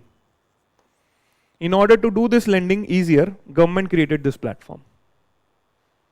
That is trade receivable e-discounting system. This is related to discounting. This is what we talked about here. Coming back. Liquidity adjustment facilities, repo and SDF. Exceptional cases, it is MSF and bank rate. MSF means I can borrow. What is the collateral? इसमें collateral नहीं है. This is SLR approved securities. You've kept SLR up to 18%, which is the requirement. Those 3% up to those securities you can use to take money from us. SLR approved securities. This is the collateral. Up to 3% you can dip. Since both of them you are making exception, this will be a penalty. That means liquidity adjustment facility has a corridor. Maximum rate is MSF, minimum rate is SGF, and in between is reverse repo or variable reverse rate repo. Both things will happen at discretion of RBI. Automatic नहीं. Automatic अब क्या है? This is the ceiling of, floor of LAF. What is controversial here? Is LAF available to NBFCs or not? This was asked by UPSC last year, and they have given this statement as correct. Now I'll tell you what's the technical flaw here. NBFCs are of multiple types. NBFCs are deposit taking.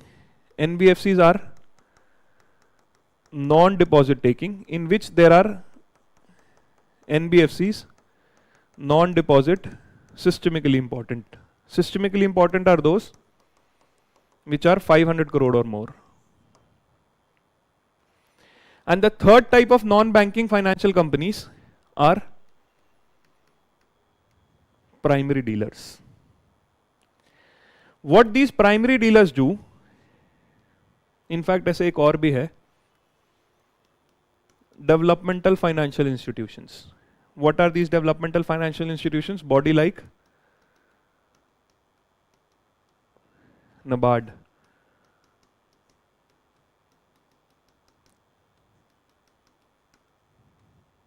National Bank for Financing Infrastructure Development. These are called as All India Financial Institutions. Then there are smaller ones also. Rural Electrification Corporation, Power Finance Corporation, number of smaller bodies also. What is the function of primary dealers? Have you heard of this term?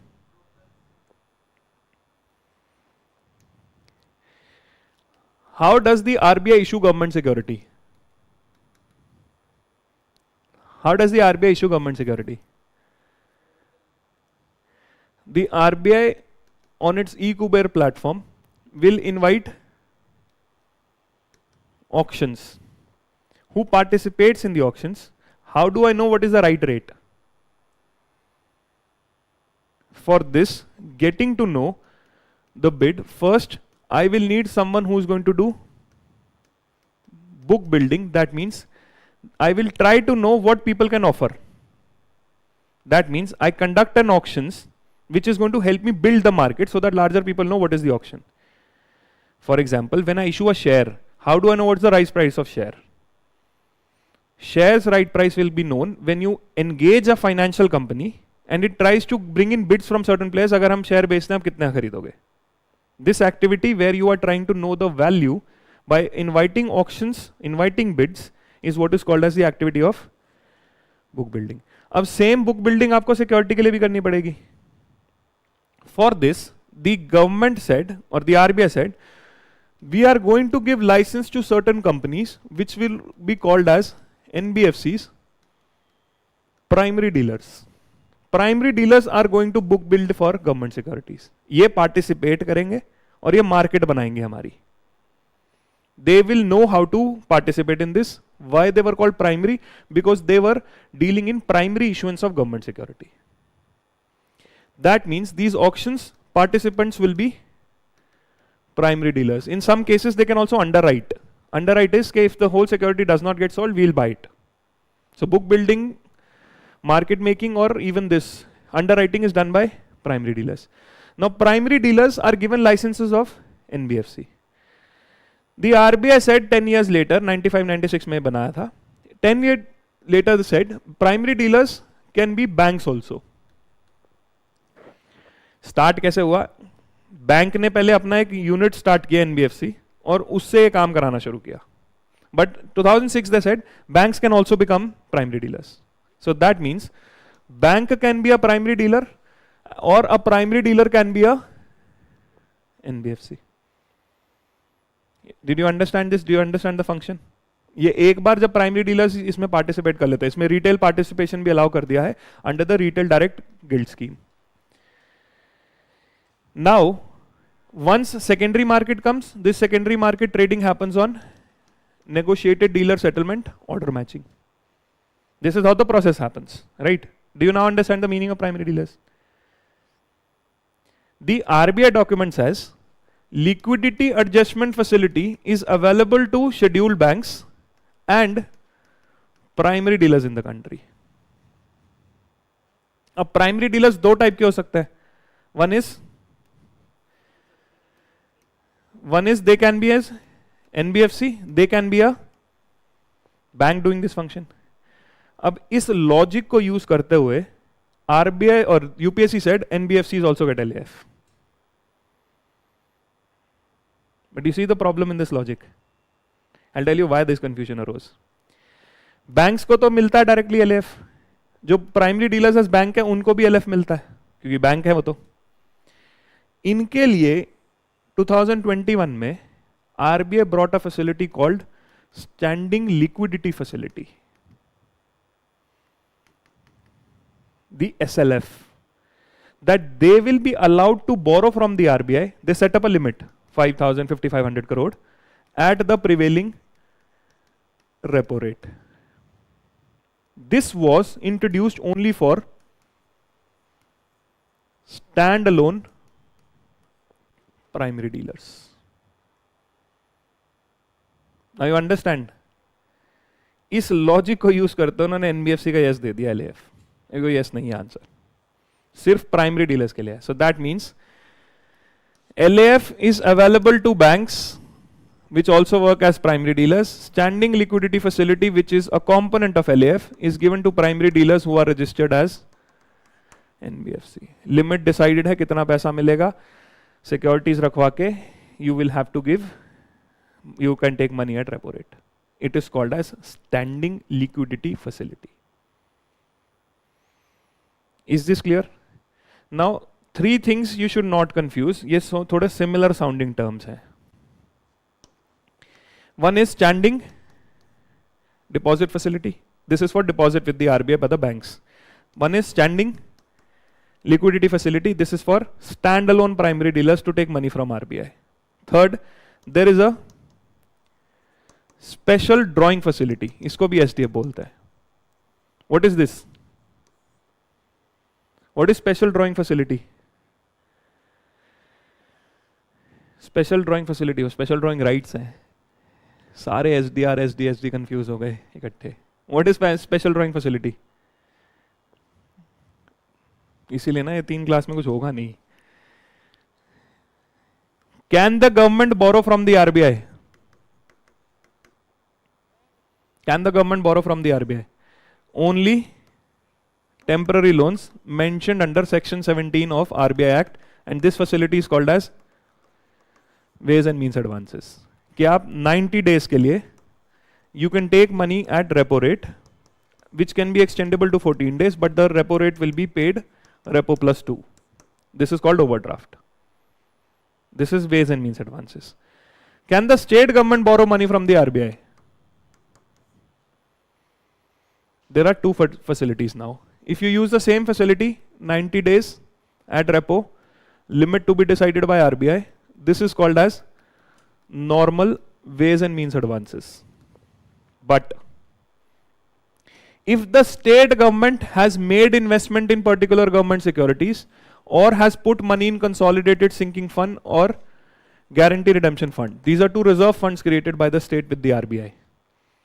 If you have put money here, you can take money from the RBI at repo minus 1. If you have put money here, you can take from the RBI at repo minus. These 2 facilities are called as special WMA or special drawing facility. This is special WMA or special drawing facility. I hope it is making sense.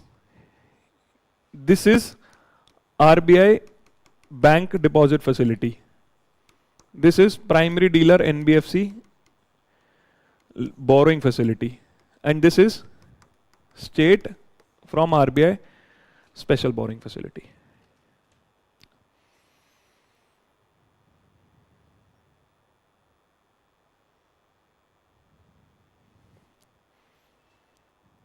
See, I will give you notes. आज तो 100 page के notes हैं मेरे पास. Mostly they are regulation. The terms which will not make sense, I am discussing them here. Only those terms which will not make sense. So RBI का function में SLF वाला standing liquidity facility and function also was important कि ये चीजें पता हो. One more thing which is critical here beyond liquidity adjustment facility. I hope this SLF, SDF are all clear. The third thing is beyond CRR, SLR is open market operations. Now what are open market operations? Buying and selling 2 type की हो सकती है. In open market operations, the buy or sell can be an outright one, and the other could be a repurchase obligation. That means I am selling the security, but I'm going to take it back. I'm buying the security, but you'll have to take it back. Outright, I'm selling, there's no obligation. Repo, I'm selling, I'll take it back. These are 2 types of operations. Now, open market operations, there are 3 open market operations which are special in India. जिसमें से one thing they've asked multiple times, this is sterilization. And I'm expecting a question on the other 2. First, what is sterilization? Too much of dollar inflow in the Indian market, which is leading to appreciation. Appreciation is bad for exports. If appreciation is bad for exports, I will have to control this. In order to do this, RBI will, which causes inflation. RBI will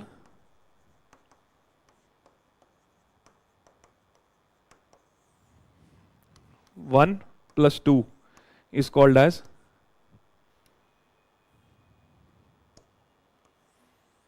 or market stabilization scheme in India. RBI keeps the securities or sells the government securities. Interest on securities is still paid by the government. इसका budget में add करते हैं कि cost for market stabilization. This is one open market operation. Why? Because this is open market operations. Now the second thing which RBI did, just like I told you, long-term repo and targeted long-term repo. Third thing which they had done in order to create durable liquidity in the market was, first, they did the government security acquisition program or government security selling program, where they said, what security we'll sell, limit plus time. Calendar for this was given. This was the GSAP program. What we'll buy or sell, I am telling you today the timetable of the next 1 year. Whatever trade in securities I'm going to do. This was the GSAP program for liquidity. The second thing which they had done was not actually for liquidity, but was for managing interest rate. This was called as Operation Twist. This is not for liquidity, this was for managing interest rate, especially long-term interest rate. Pandemic के बाद क्या हुआ? People were not borrowing for long-term because they thought that there will not exactly we will have investment opportunities. Because post-COVID, how do you know how much market demand is going to come back for what products? There's a lot of uncertainty. What I wanted to do is, I wanted to reduce the long-term interest rates. This is my primary target of Operation Twist. How did I do that?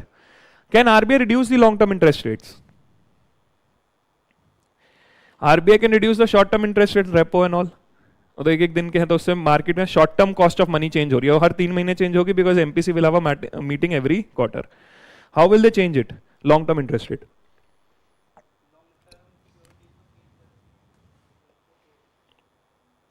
I can do this if I will reduce the yield on long-term security. This is what I can do. How will I reduce the yield on long-term security? I will have to increase the bond price. How will I do the increase in bond price? I will have to, if I want to increase the price of something, will I increase its supply or reduce its supply? The RBI will reduce the supply. If the supply will be reduced, that means RBI will buy or sell. Buy long-term government security. So I've achieved whatever I wanted to do. If my long-term government securities I'm buying, yield will reduce, long-term interest rate will reduce. RBI did this, this happened, this happened, this happened, and this happened. Two issues happened simultaneously. One, when I will buy, what will happen?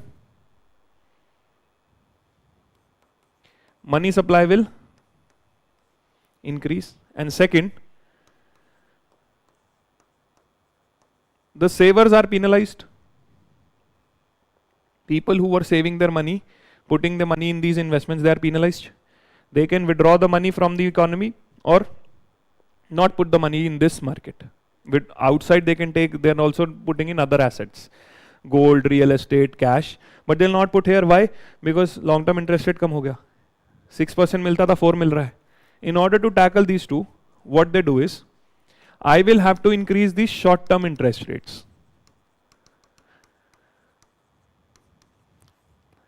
How do I increase the short-term interest rate? Opposite. The yield on short-term securities has to go up. Yield has to go up. Bond price has to fall. That means the supply has to increase. That means RBI will selling short, buying long together is what is Operation Twist. ये किया था 21 में.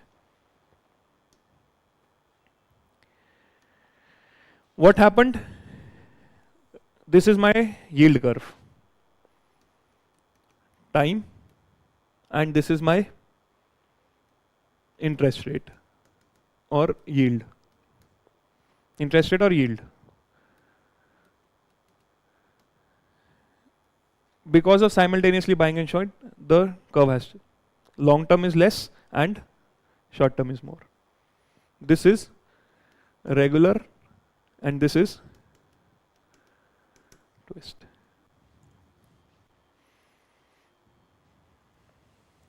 They mentioned all of these terms. So RBI keeps on releasing its roles and functions PDF.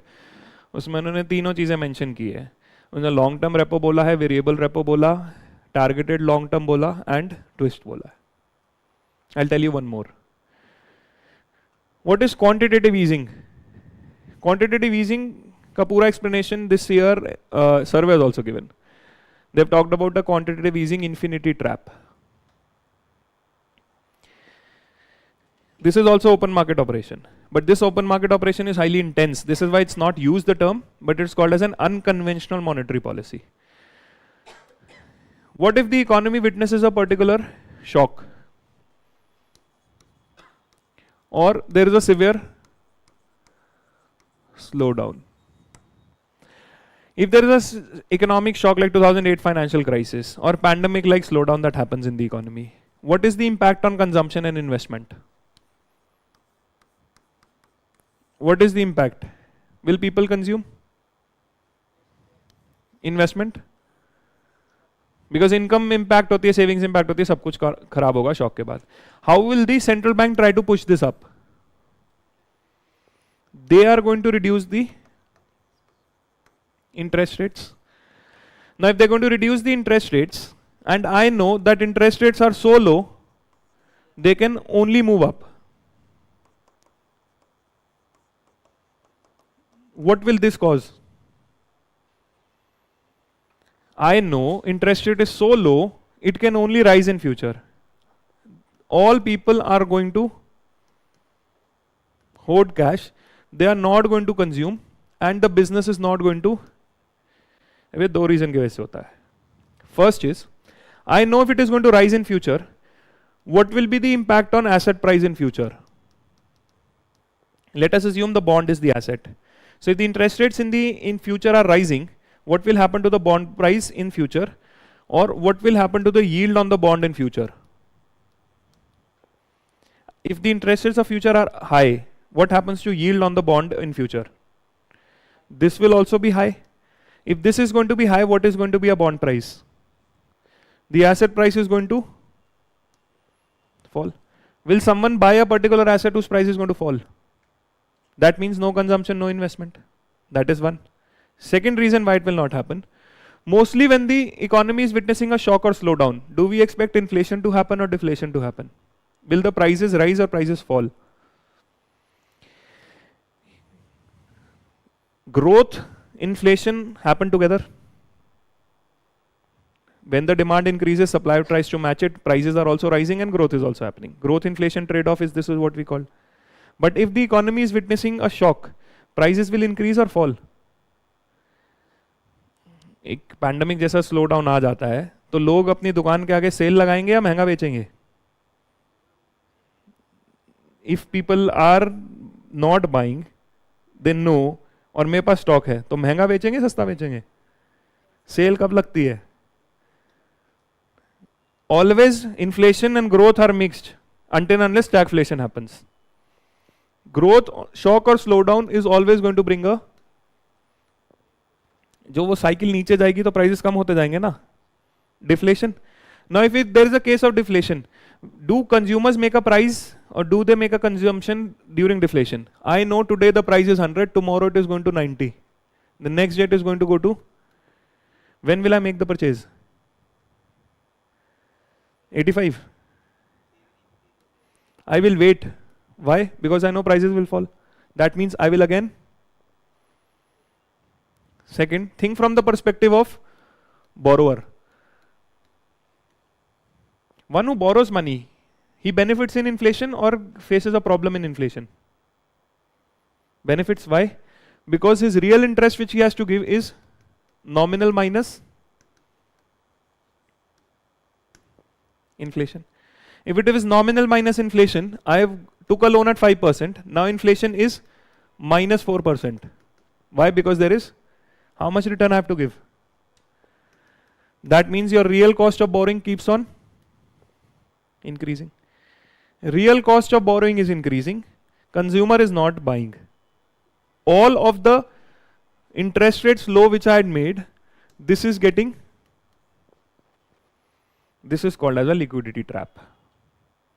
During a slowdown combined with deflation, nobody makes a purchase, nobody invests, everybody is, because whatever central bank is putting the low interest rate, everybody is holding cash. How do I solve this? This is solved through an unconventional monetary policy, which is called as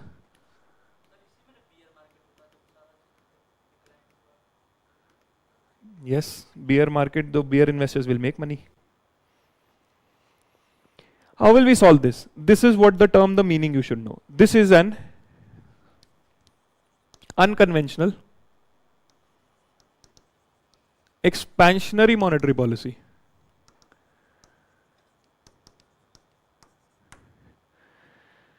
Now what is unconventional expansionary monetary policy? What I try to do is, my present interest rates are low. Present interest rate is low, 0-1%. What if I tell the people that even future interest rates will be low? Problem तो यही थी, उन्हें expect था rise करेंगे. Future interest rate means I make the long term interest rates also low. कि 10 साल का पैसा भी कम ही रहेगा, वो rise नहीं करेगा जो आपने वहां सोचा. Can I create this environment for them? I am putting your expectation forward and I'm telling you it will not happen. Today the money is 1%, 10 years later also the money is 1%. Or if you take money for 1 year, money is 1%, you take money for 10 years, money is 1%. How will I make them believe this? I tell them, RBI is going to buy all types of long-term security in the economy. If I buy aggressively all type of paper, long-term 10-year paper, I am going to reduce its supply multiple times. And if I reduce the supply, what will happen to the bond price? Bond price rises, and bond price rise will mean yield will fall. That means present interest rate is low, long-term interest rate is also now. Can this push me to invest? Because एक और चीज हो रही है इसमें. When I reduce the supply or buy, do I increase the money supply? Present interest rate low, long-term interest rate low, and money supply high. That means giving the money virtually for free. This is called as helicopter drop. Money, helicopter drop means the same thing. What is quantitative easing? This plus aggressively buying this is called as quantitative easing. How did it increase the consumption? First, if the asset price is rising, those people who are holding bonds, did their wealth increase when I took this step? Why? If the bond price increased, I know I was holding something of 100 rupees, now it's worth 200 rupees. If the bond price increases, you bought a land and due to certain reasons you found out you bought it for 10 lakh, today its value is 50 lakh rupees. You are holder of a bond and the bond price. If the bond price increased and you are a holder of a bond, what will happen? You know your value of asset is going up. This is what I did. This is what you have. Sorry, what will happen to my consumption behavior?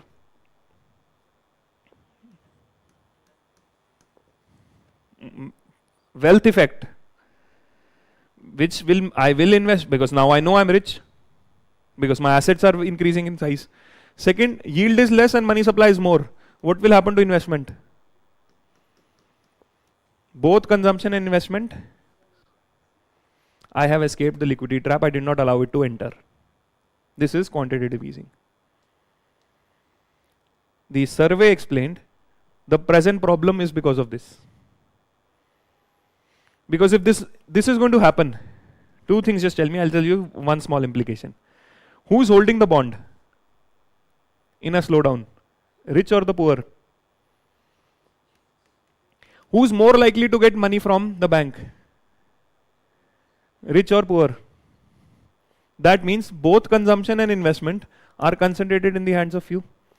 Where do they take this money? That means if the helicopter will drop money, who is expected to catch that money first? The ones who already have the benefits. That means maximum benefits go to the rich, which are now free to. Question is, where did they invest? Either I invest in a productive activity, which then creates so that this benefit also comes to the. But what did they actually do? They invested in financial instruments and have created asset bubbles. First bubble was crypto. Second bubble was the startups in number of countries जिनकी कोई value नहीं थी. And the third bubble is तीनों के benefits किसको मिले? Let us से कि बबल अभी बर्स्ट भी नहीं हो रहा है. ये तीनों का बेनिफिट कहां है? Did it happen like this? If it did not happen, it happened like this. That means what did I create?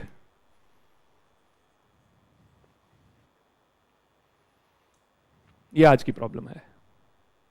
इस इनइक्वालिटी से ये दोबारा फ्यूल होगा. This economic survey said QE infinity trap. Infinity trap तो I don't think so they'll ask in the paper, but definitely QE तो पूछ सकते हैं क्या है. Do you know quantitative easing or not?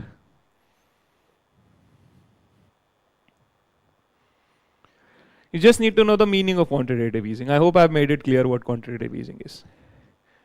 Coming back to the functions of RBI, इसमें एक चीज और छोटी सी आज समझा तो बेटर हो जाएगा.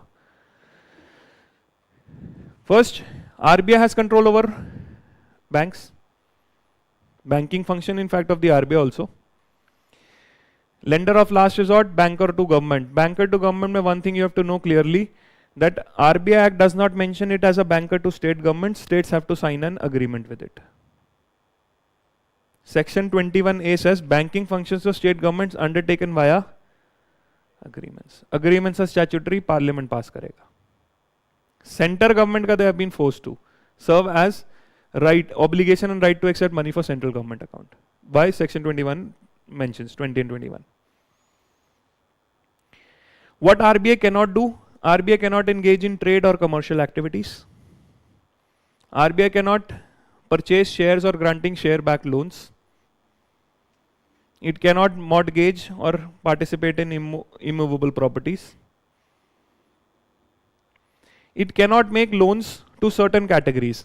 Some categories where they can make loans has been clearly specified under section 18, where they can make loans to center government, banks, financial institutions, or specific purpose defined in the act itself, where they can't give loans, not to commercial companies, industrial undertakings, or individual business or persons. I mentioned it clearly what the functions are because I believe last 10 years they've asked maximum questions from functions of RBI only, derived functions from RBI. Bill payable otherwise than on demand, allowing interest on deposits on current, this is the prohibited activities. Denomination of bank accounts, power till 10,000, beyond this, design material completely approved by center. Not a legal tender will also come on the government. Debt management comes from this act. This is monetary policy. There's one more thing. How does the RBI make money? Forget this, I'll show. How does the RBI make money? Lending activity to banks, lending activity to state, center. Anything else? Printing money. How does it make money from printing money?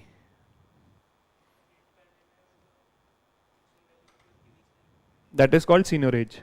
So it makes money from seigniorage, it makes money from this. What else does it make money from? Then only, how does the RBI or why does the RBI give surplus to the government? इसमें priority sector lending also I had to discuss. Let's see if I have time tomorrow. That was one important.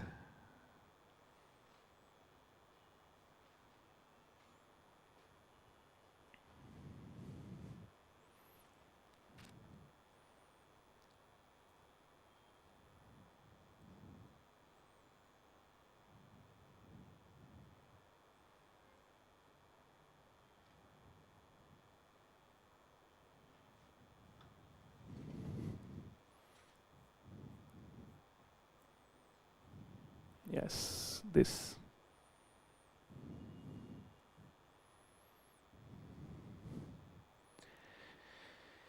The assets and liabilities of the central bank. The assets would be the currency it is holding, not the currency it is issued. Issued is a liability. It can hold also. It can have gold. It can have investments in foreign securities and domestic securities. It can purchase other bills, just like I told you, trade bill or commercial bills, which are purchased or are discounted. It can give out loans and the investment in subsidiaries. These are the major assets, that is currency or gold it is holding. It has investments, it has bills, same investments in foreign government currencies, domestic securities, loans and advances, investment. These are most of the assets which RBI has. What are the liability of the RBI? The capital which the RBI started with. There could be some reserves which according to the RBI Act which the RBI has to maintain. Then the deposits which the RBI has taken. That means the larger heads, if you see, read the whole balance sheet. Once I explain this, it will make more sense. RBI is having certain assets. Assets are currency assets it's holding or gold. It has made investments in different types of securities, investment in subsidiaries. Third, it has given out loans, right? The liability which it has is the first capital which it has, reserves which it has to keep as per the RBI Act. There are other reserves or deposits. This is largely what is the asset liability structure. Biggest liability RBI की है,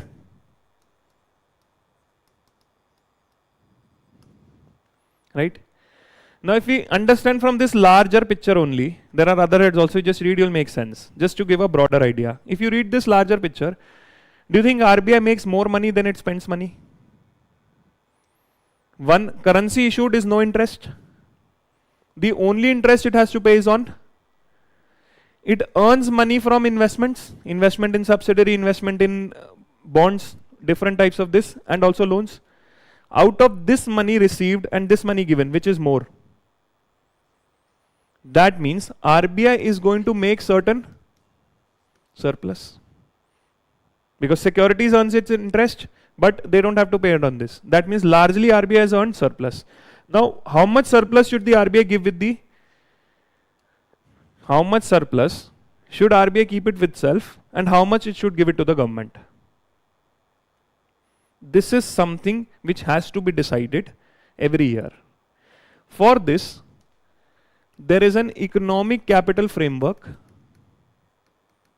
which the RBI has to maintain. The last committee which gave the recommendation was the Bimal-Jalan committee.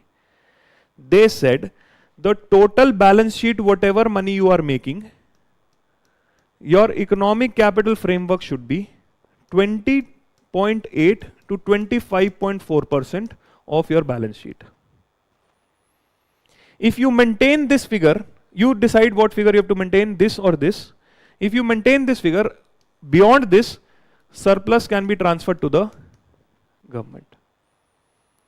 Apne balance sheet ka, this is the money which you have to keep as economic capital framework. You keep this money, beyond this you give it to the government. Now what exactly is economic capital framework?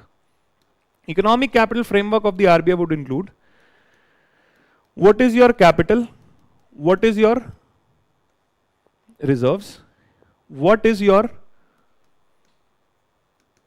realized equity or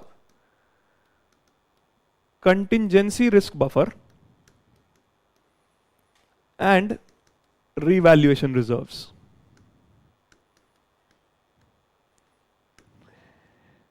These four components together should be 20 to 25% of your balance sheet.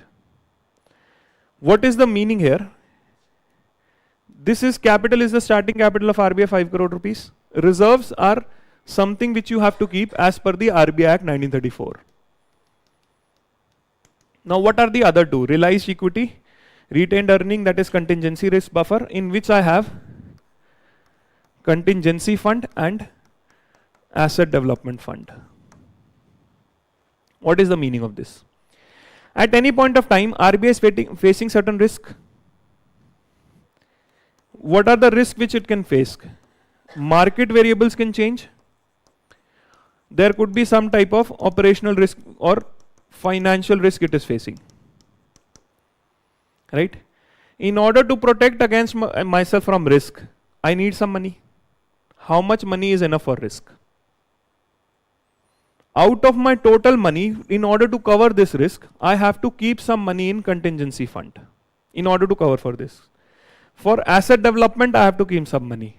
These two total together are called as contingency risk buffer. How much you should keep? The Bimal Jalan committee had said you should keep somewhere around 5.5 to 6.5. But RBI last year said, depending on the new situation, where they said every 5 years we are going to revise, how much contingency risk buffer we are going to keep is 6 plus minus 1.5%.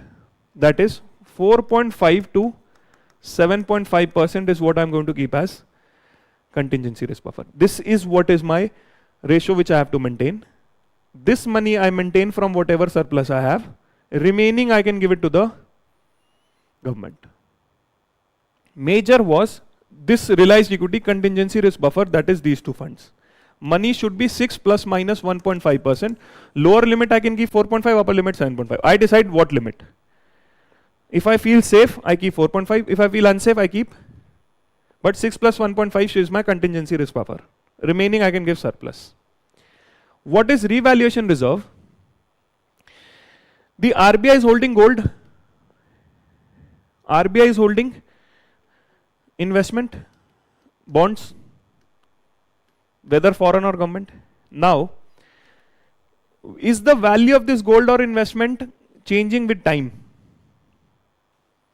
Yes. I bought it for X value, today it is Y value, tomorrow it has become Z. That means constantly I have to keep on changing the value of this particular asset. Sometimes it can be plus, sometimes it can be. This plus minus that happens of my assets because of its change of its market value is what I call as, sometimes the value is 120, sometimes value is 90. All the plus minus which I have to do with my asset is what is my revaluation reserves. The RBI does not keep a figure on how much reserves it should be. Why? Because this reserve is actually not realized. क्योंकि आप बेच तो रहे नहीं हो. You are just changing the value according to market, but the asset is still with you. That means this type of money is not realized. You don't have this money in your hand. You're just changing the accounting. So this reserve is not having a minimum figure like revaluation reserve. Oh sorry, realized equity. क्योंकि ये वाला पैसा actual पैसे से आता है. Whatever my surplus, whatever the income I will create, this money will actually give money here. But this money is actually not realized. So this money you cannot have a figure on. So the total economic capital framework, which means capital plus reserves plus realized equity and revaluation reserve, I only have a minimum percentage on this. If I'm sure what I have to keep, beyond this money, from my income, whatever money I have here, beyond this money I have to take the and give it to the government. The only thing important you have to remember here is the economic capital framework of the RBI includes जिसमें से मेरी limit सिर्फ, why? Because this capital I can't count. Because this I don't know whether how much it is, because I know how much it is, but it is not realized. I did not sell it. आपने बस change किया, revalue किया उसको. This is what is the RBI surplus. Every year RBI will determine whether it will keep 1.5 on these two funds. I will ensure this, remaining I will transfer to the government. That means what capital I have is my capital reserve 6.5 or 7 or 4.5 to 7.5 here and remaining here. अब ये पैसा हमारे पास है नहीं, realise नहीं हुआ, but ये हमारा टोटल कैपिटल है. इनकम में से इतना कैपिटल होना चाहिए, उसके बाद आप सारा गवर्नमेंट को दे दो. Does it make sense? With this, you understand the RBI balance sheet, because last year they asked income sources of RBI. So even this economic capital meaning, I've explained it entirely in the PPT what the meaning of these terms is. I've explained the balance sheet and I also explained the meaning of this. Surplus I did not, I've explained it here. 6 plus 1.5 is what the RBI has accepted now, because Bimal Jalan committee was 2019. They said every 5 years we are going to review this framework. Now they've said 6 1.5. Earlier it was 5.5 to 6.5. In fact, Bimal Jalan ने तो पूरा capital framework का भी figure दिया था. इन्होंने सिर्फ 4.5, 5.5 यहाँ माना, 5.5, 6.5 यहाँ माना था, अब इन्होंने इस पे 6, 1.5 माना है. तो टोटल इनकम में से इतना कैपिटल होना चाहिए, जिसमें capital reserves and this plus this should be this. This I can't have a value, why? Because this is not realized. I will give surplus to the government. Is this making sense? Will most of the regulations, I'll tell you some things about priority sector lending because there were few changes made this year. Beyond that, I'll tell you some nuances of agriculture and industry, including trade. That we'll do tomorrow. Thank you.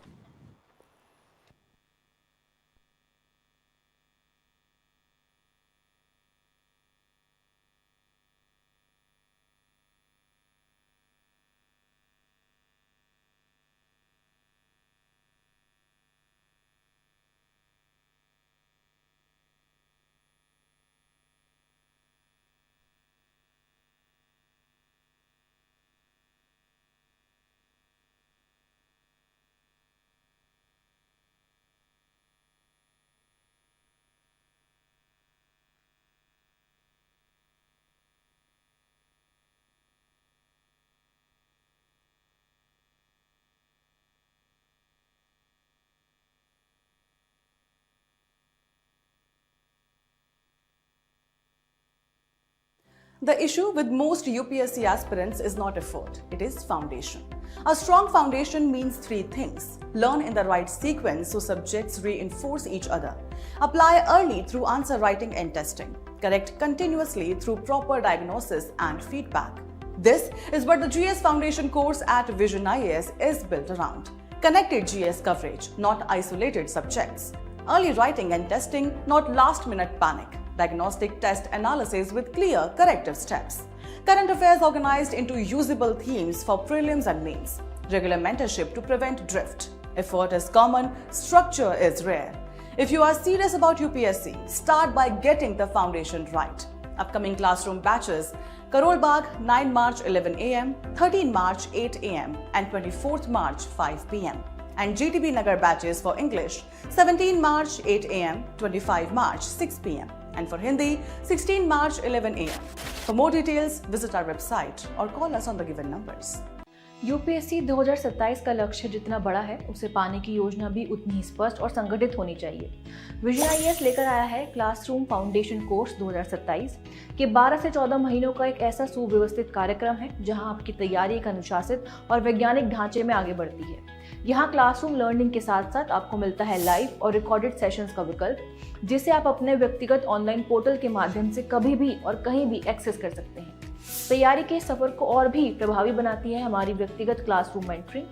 हमारे expert mentors नियमित मार्गदर्शन और smart study management के जरिए आपकी तैयारी को एक सही दिशा और गति प्रदान करते हैं. शैक्षणिक दृष्टिकोण से देखें तो ये कोर्स मुख्य परीक्षा के सामान्य अध्ययन के चारों प्रश्न पत्रों, सीसेट और निबंध का व्यापक कवरेज सुनिश्चित करता है.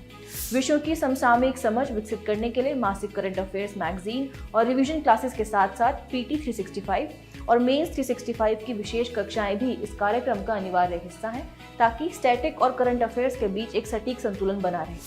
तैयारी की गहराई मापने के लिए निरंतर अभ्यास अनिवार्य है, इसलिए डेली असाइनमेंट और साप्ताहिक मिनी टेस्ट के साथ साथ मासिक प्रीलिम्स और मेंस टेस्ट के माध्यम से आपकी प्रगति का निरंतर आकलन किया जाता है. इस कार्यक्रम की शक्ति है हमारी प्रतिष्ठित ऑल इंडिया टेस्ट सीरीज, जिसमें प्रीलिम्स के 35, मेंस के 30, सीसेट के 25 और निबंध के 5 टेस्ट का समावेश है. साथ ही संधान पोर्टल पर 25,000 से अधिक प्रश्नों का विशाल संग्रह आपके अभ्यास और विश्लेषण को और भी सुदृढ़ बनाता है. अब समय है अपनी मेहनत को एक मजबूत, संरचित और निरंतर प्रक्रिया में ढालने का. विजन आईएएस के साथ जुड़े और यूपीएससी 2027 की अपनी सफलता की राह को एक स्पष्ट दिशा दें.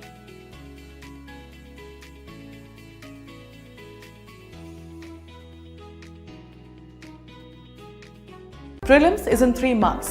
This is where preparation shifts, not from studying to stopping, but from expanding to consolidating. At this stage, what matters most is strengthening core areas, fixing weak zones, analyzing mistakes deeply, stabilizing mock scores, refining your attempt strategy. That is exactly where the Lakshya Prelims mentoring program plays a decisive role, offering structured direction, performance correction, and continuous guidance when execution matters the most. Starting from 23rd February, Lakshya supports this critical phase with a focused revision roadmap, personalized tests and competitive quizzes, 25,000 plus curated Sandhan questions, data-driven performance analytics, mentor guidance till the exam. Lakshya is not about studying more, it's about executing better with expert guidance. To know more or register, visit our website or call us on the given numbers. Are you ready to face prelims head-on? Because prelims is not just about knowledge, it's about performance under pressure. That's where Abhyas, the All India Prelims, GS plus CSAT mock test comes in. Designed as a true exam simulation, Abhyas recreates the real UPSC.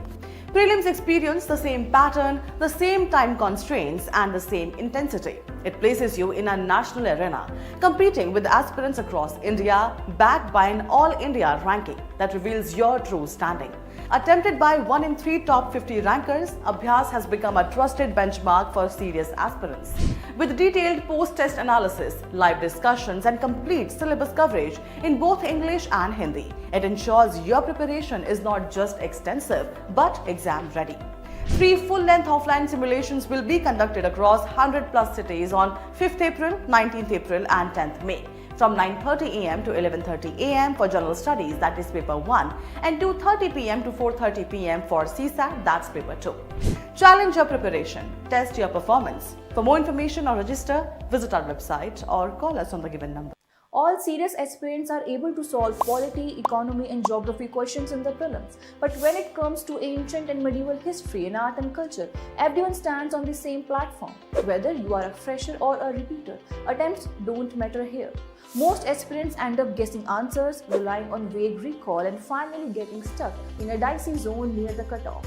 And it is exactly here where margins matter, that marks are lost or gained. To create a clear edge over the cutoff, Vision IAS Prelims Speed Up is for you. The real challenge with history and culture is not effort but direction. Multiple sources, overlapping facts, confusing timelines and factual overload make these subjects risky. UPSC further complicates things by framing indirect elimination-based questions where partial knowledge often backfires. As a result, even well-prepared aspirants hesitate at crucial moments. Prelims Speed Up is designed as a 20-day last-mile score booster to solve this exact problem. Instead of broad coverage, the program focuses only on high-grade areas that UPSC repeatedly asks in ancient history, medieval history, and art and culture. The emphasis is on conceptual clarity, chronology, and intelligent linkage, so facts finally start making sense together. With concept-driven classes, the course tells you what to remember, what to ignore, and how to apply. Structured daily practice and tests train your mind for elimination, helping you avoid traps and guess less. The Smart Source consolidated content removes the burden of multiple books and speeds up the revision. In just 20 focus classes for ancient and medieval history and art and culture, Prelims Speed Up converts static confusion into scoring confidence. If you want to move from cutoff anxiety to cutoff safety in Prelims 2026, this program gives you that decisive edge. Join today to get this edge.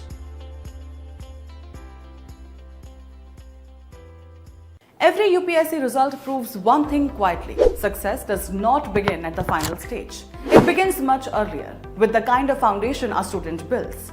The UPSC CSE 2025 result makes that visible again. 10 candidates in the top 100 prepared through the Vision IAS GS Foundation Classroom course, including AIR 5 Ishan Bhatnagar.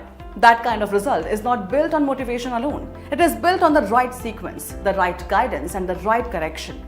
This is what the Vision IAS Delhi GS Foundation course is designed for. Concept-first classroom learning, so preparation is not scattered. Early answer writing and testing, so improvement starts on time. PT 365 and Mains 365, so current affairs become usable in the exam. and mentorship that keeps preparation aligned, focused and accountable. Because in UPSC, hard work is common. Structured preparation is what creates separation. If you are targeting UPSC 2027, start by building your base the right way. Vision IAS Delhi GS Foundation course. Upcoming classroom batches at Karol Bagh, 24th March at 5 p.m., 30th March at 8 a.m. and 7th April at 11 a.m. At GTP Nagar, 17th March at 8 a.m. and 25th March at 6 p.m. Register at our website or call us on the given numbers.